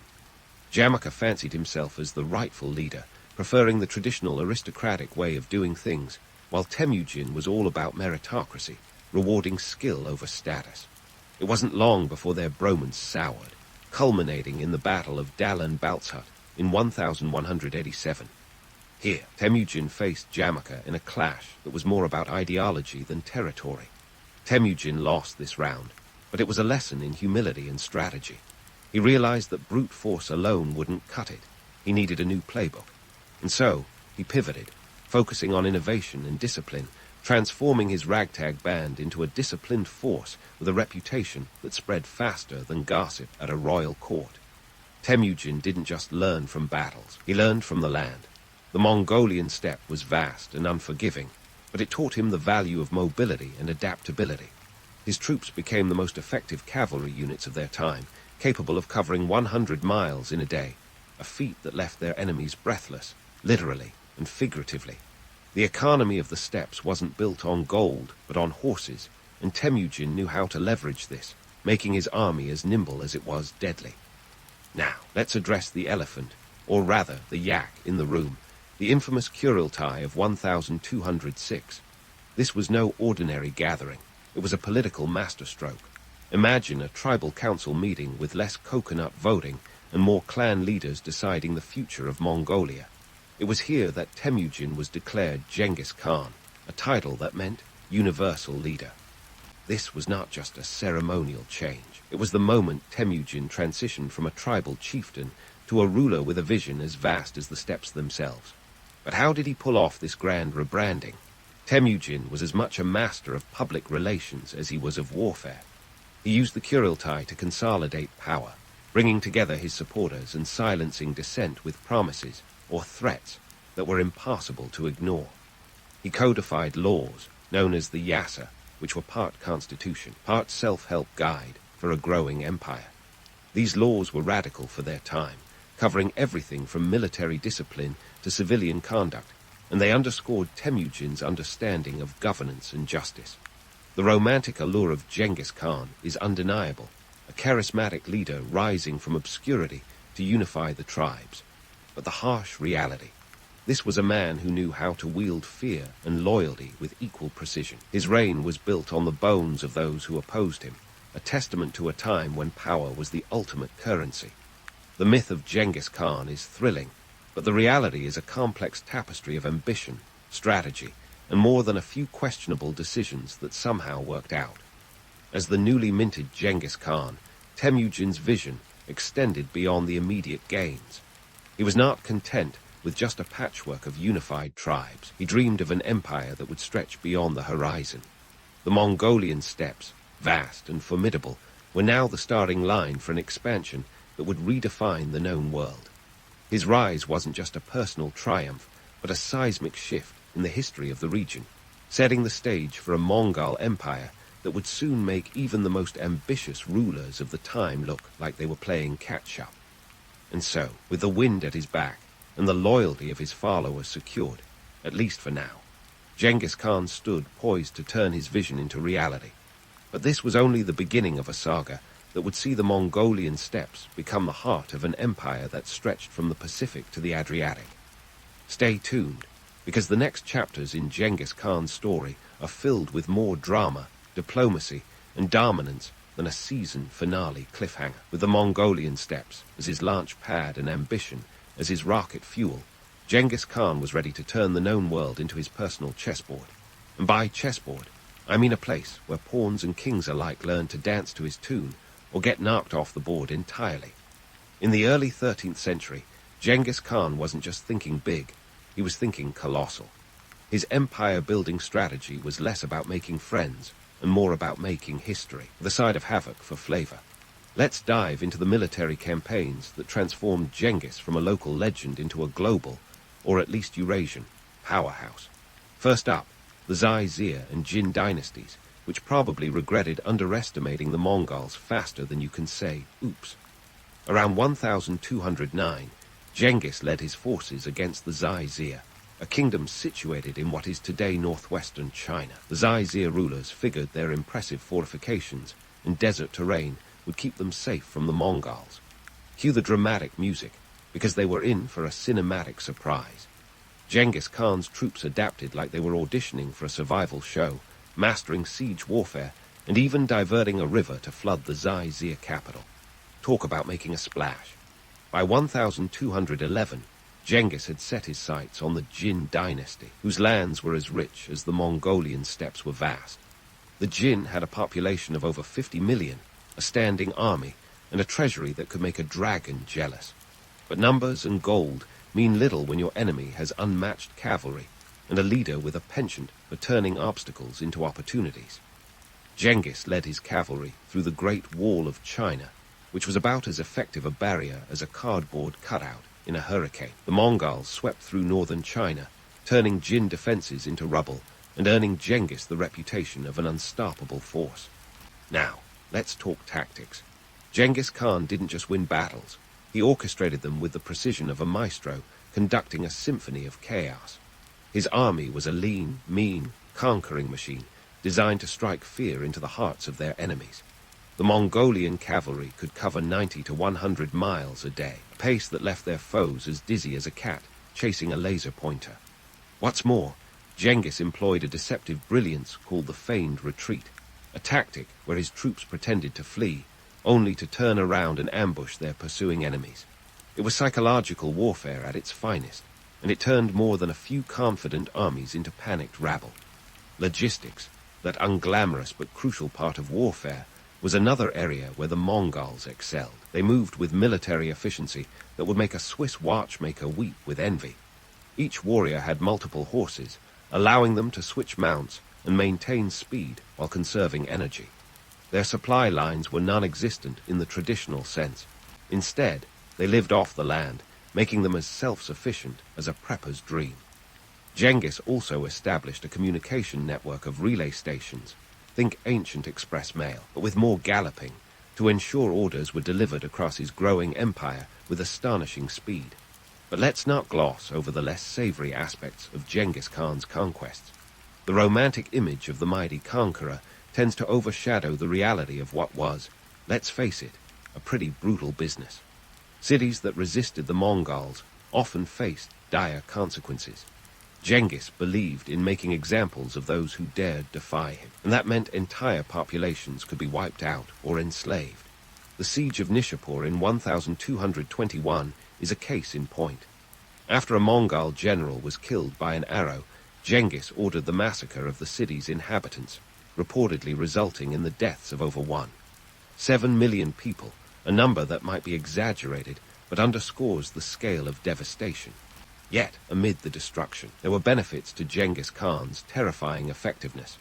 For one, he was a great unifier, albeit through conquest rather than diplomacy. Under his rule, the Silk Road flourished like never before. The trade routes that connected east and west became safer, facilitating the exchange of goods, ideas, and cultures. This wasn't just a highway for silks and spices. It was a conduit for knowledge, spreading technologies like papermaking and gunpowder to Europe. It's ironic, but the man best known for his conquests also played a key role in connecting the world. Genghis Khan's audacity knew no bounds. He didn't just want to conquer territory, he wanted to reshape the geopolitical landscape. In 1220, he turned his attention to the Khwarezmian Empire, which stretched across present-day Iran and Central Asia. The Khwarezmian Shah, Ala ad-Din Muhammad, had made the fatal mistake of underestimating Genghis, ignoring the Mongol envoy and even executing some of them. This was the diplomatic equivalent of poking a bear with a stick, and Genghis responded with a full-scale invasion. The Mongols tore through the empire with ruthless efficiency, reducing cities to ashes and leaving a trail of devastation that made the local rulers quiver. The sacking of Samarkand in 1220 was a turning point, showcasing not just Mongol might, but also Genghis Khan's strategic genius. He used spies, psychological tactics, and sheer force to capture the city. His strategy was akin to a high-stakes chess game, where he was always 3 moves ahead. The result? The Khwarezmian Empire crumbled like a house of cards, leaving Genghis with yet another swath of land to add to his growing empire. Despite the bloodshed, Genghis Khan had a vision that extended beyond immediate gains. His administration was surprisingly advanced for its time. He implemented a meritocratic system where positions were earned by ability, not birth, echoing his own rise from obscurity. He established a legal code, the Yasa, which promoted religious tolerance and laid the groundwork for a more unified empire. And though he wielded fear like a weapon, he was also known to incorporate conquered peoples into his army and administration, recognizing talent and rewarding loyalty. The seismic shifts caused by Genghis Khan's campaigns were felt far and wide.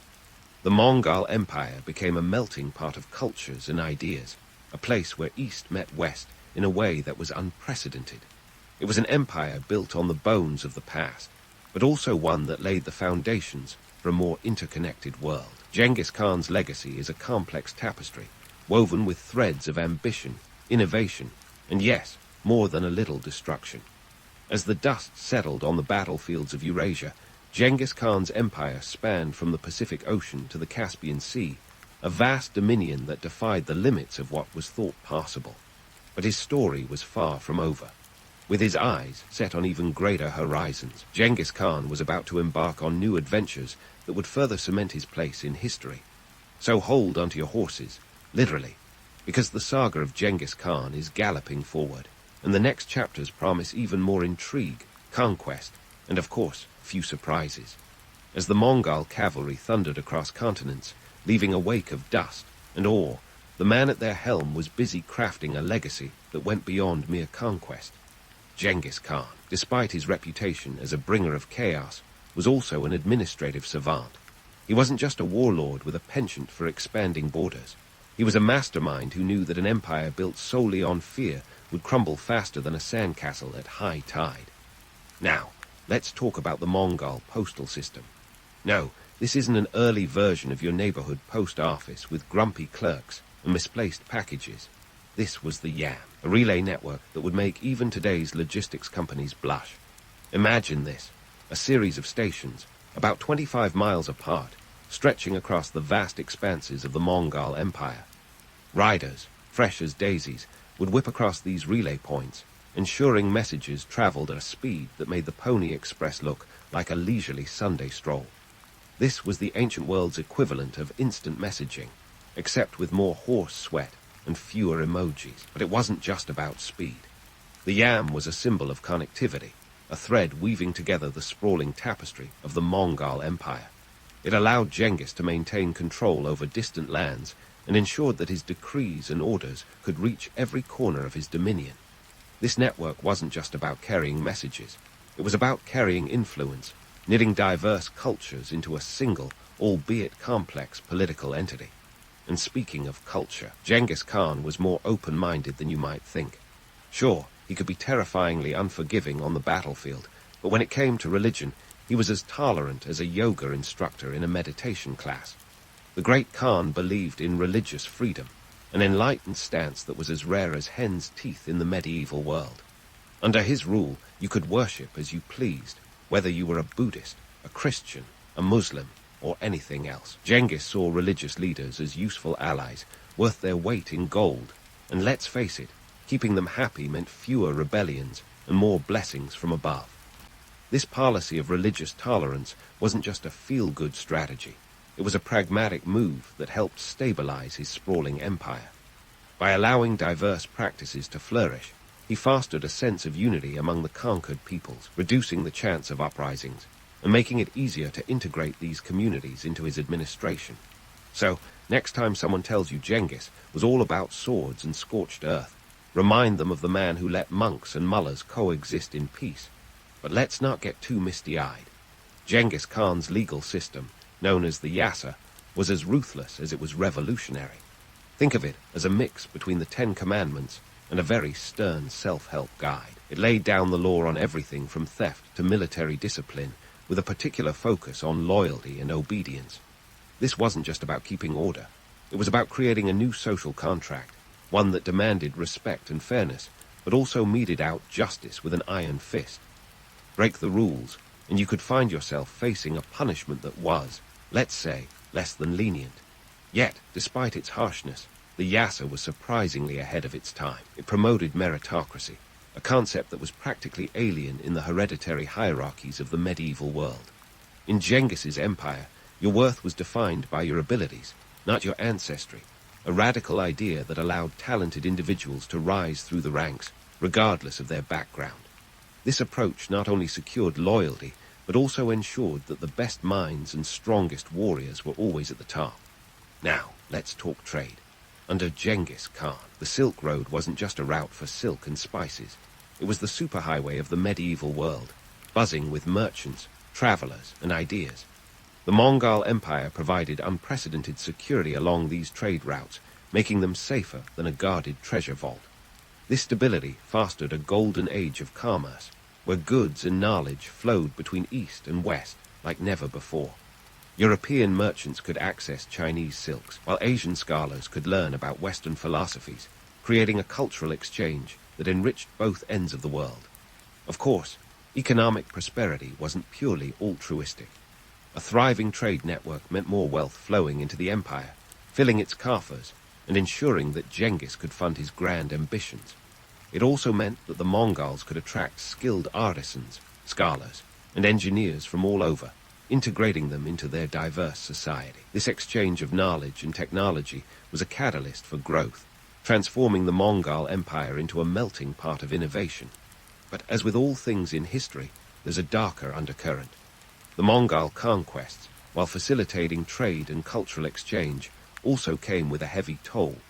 The empire's expansion was often brutal, and the devastation left in its wake was undeniable. Cities that resisted were often razed, and their populations decimated, a harsh reminder that Genghis Khan's legacy was as much about destruction as it was about creation.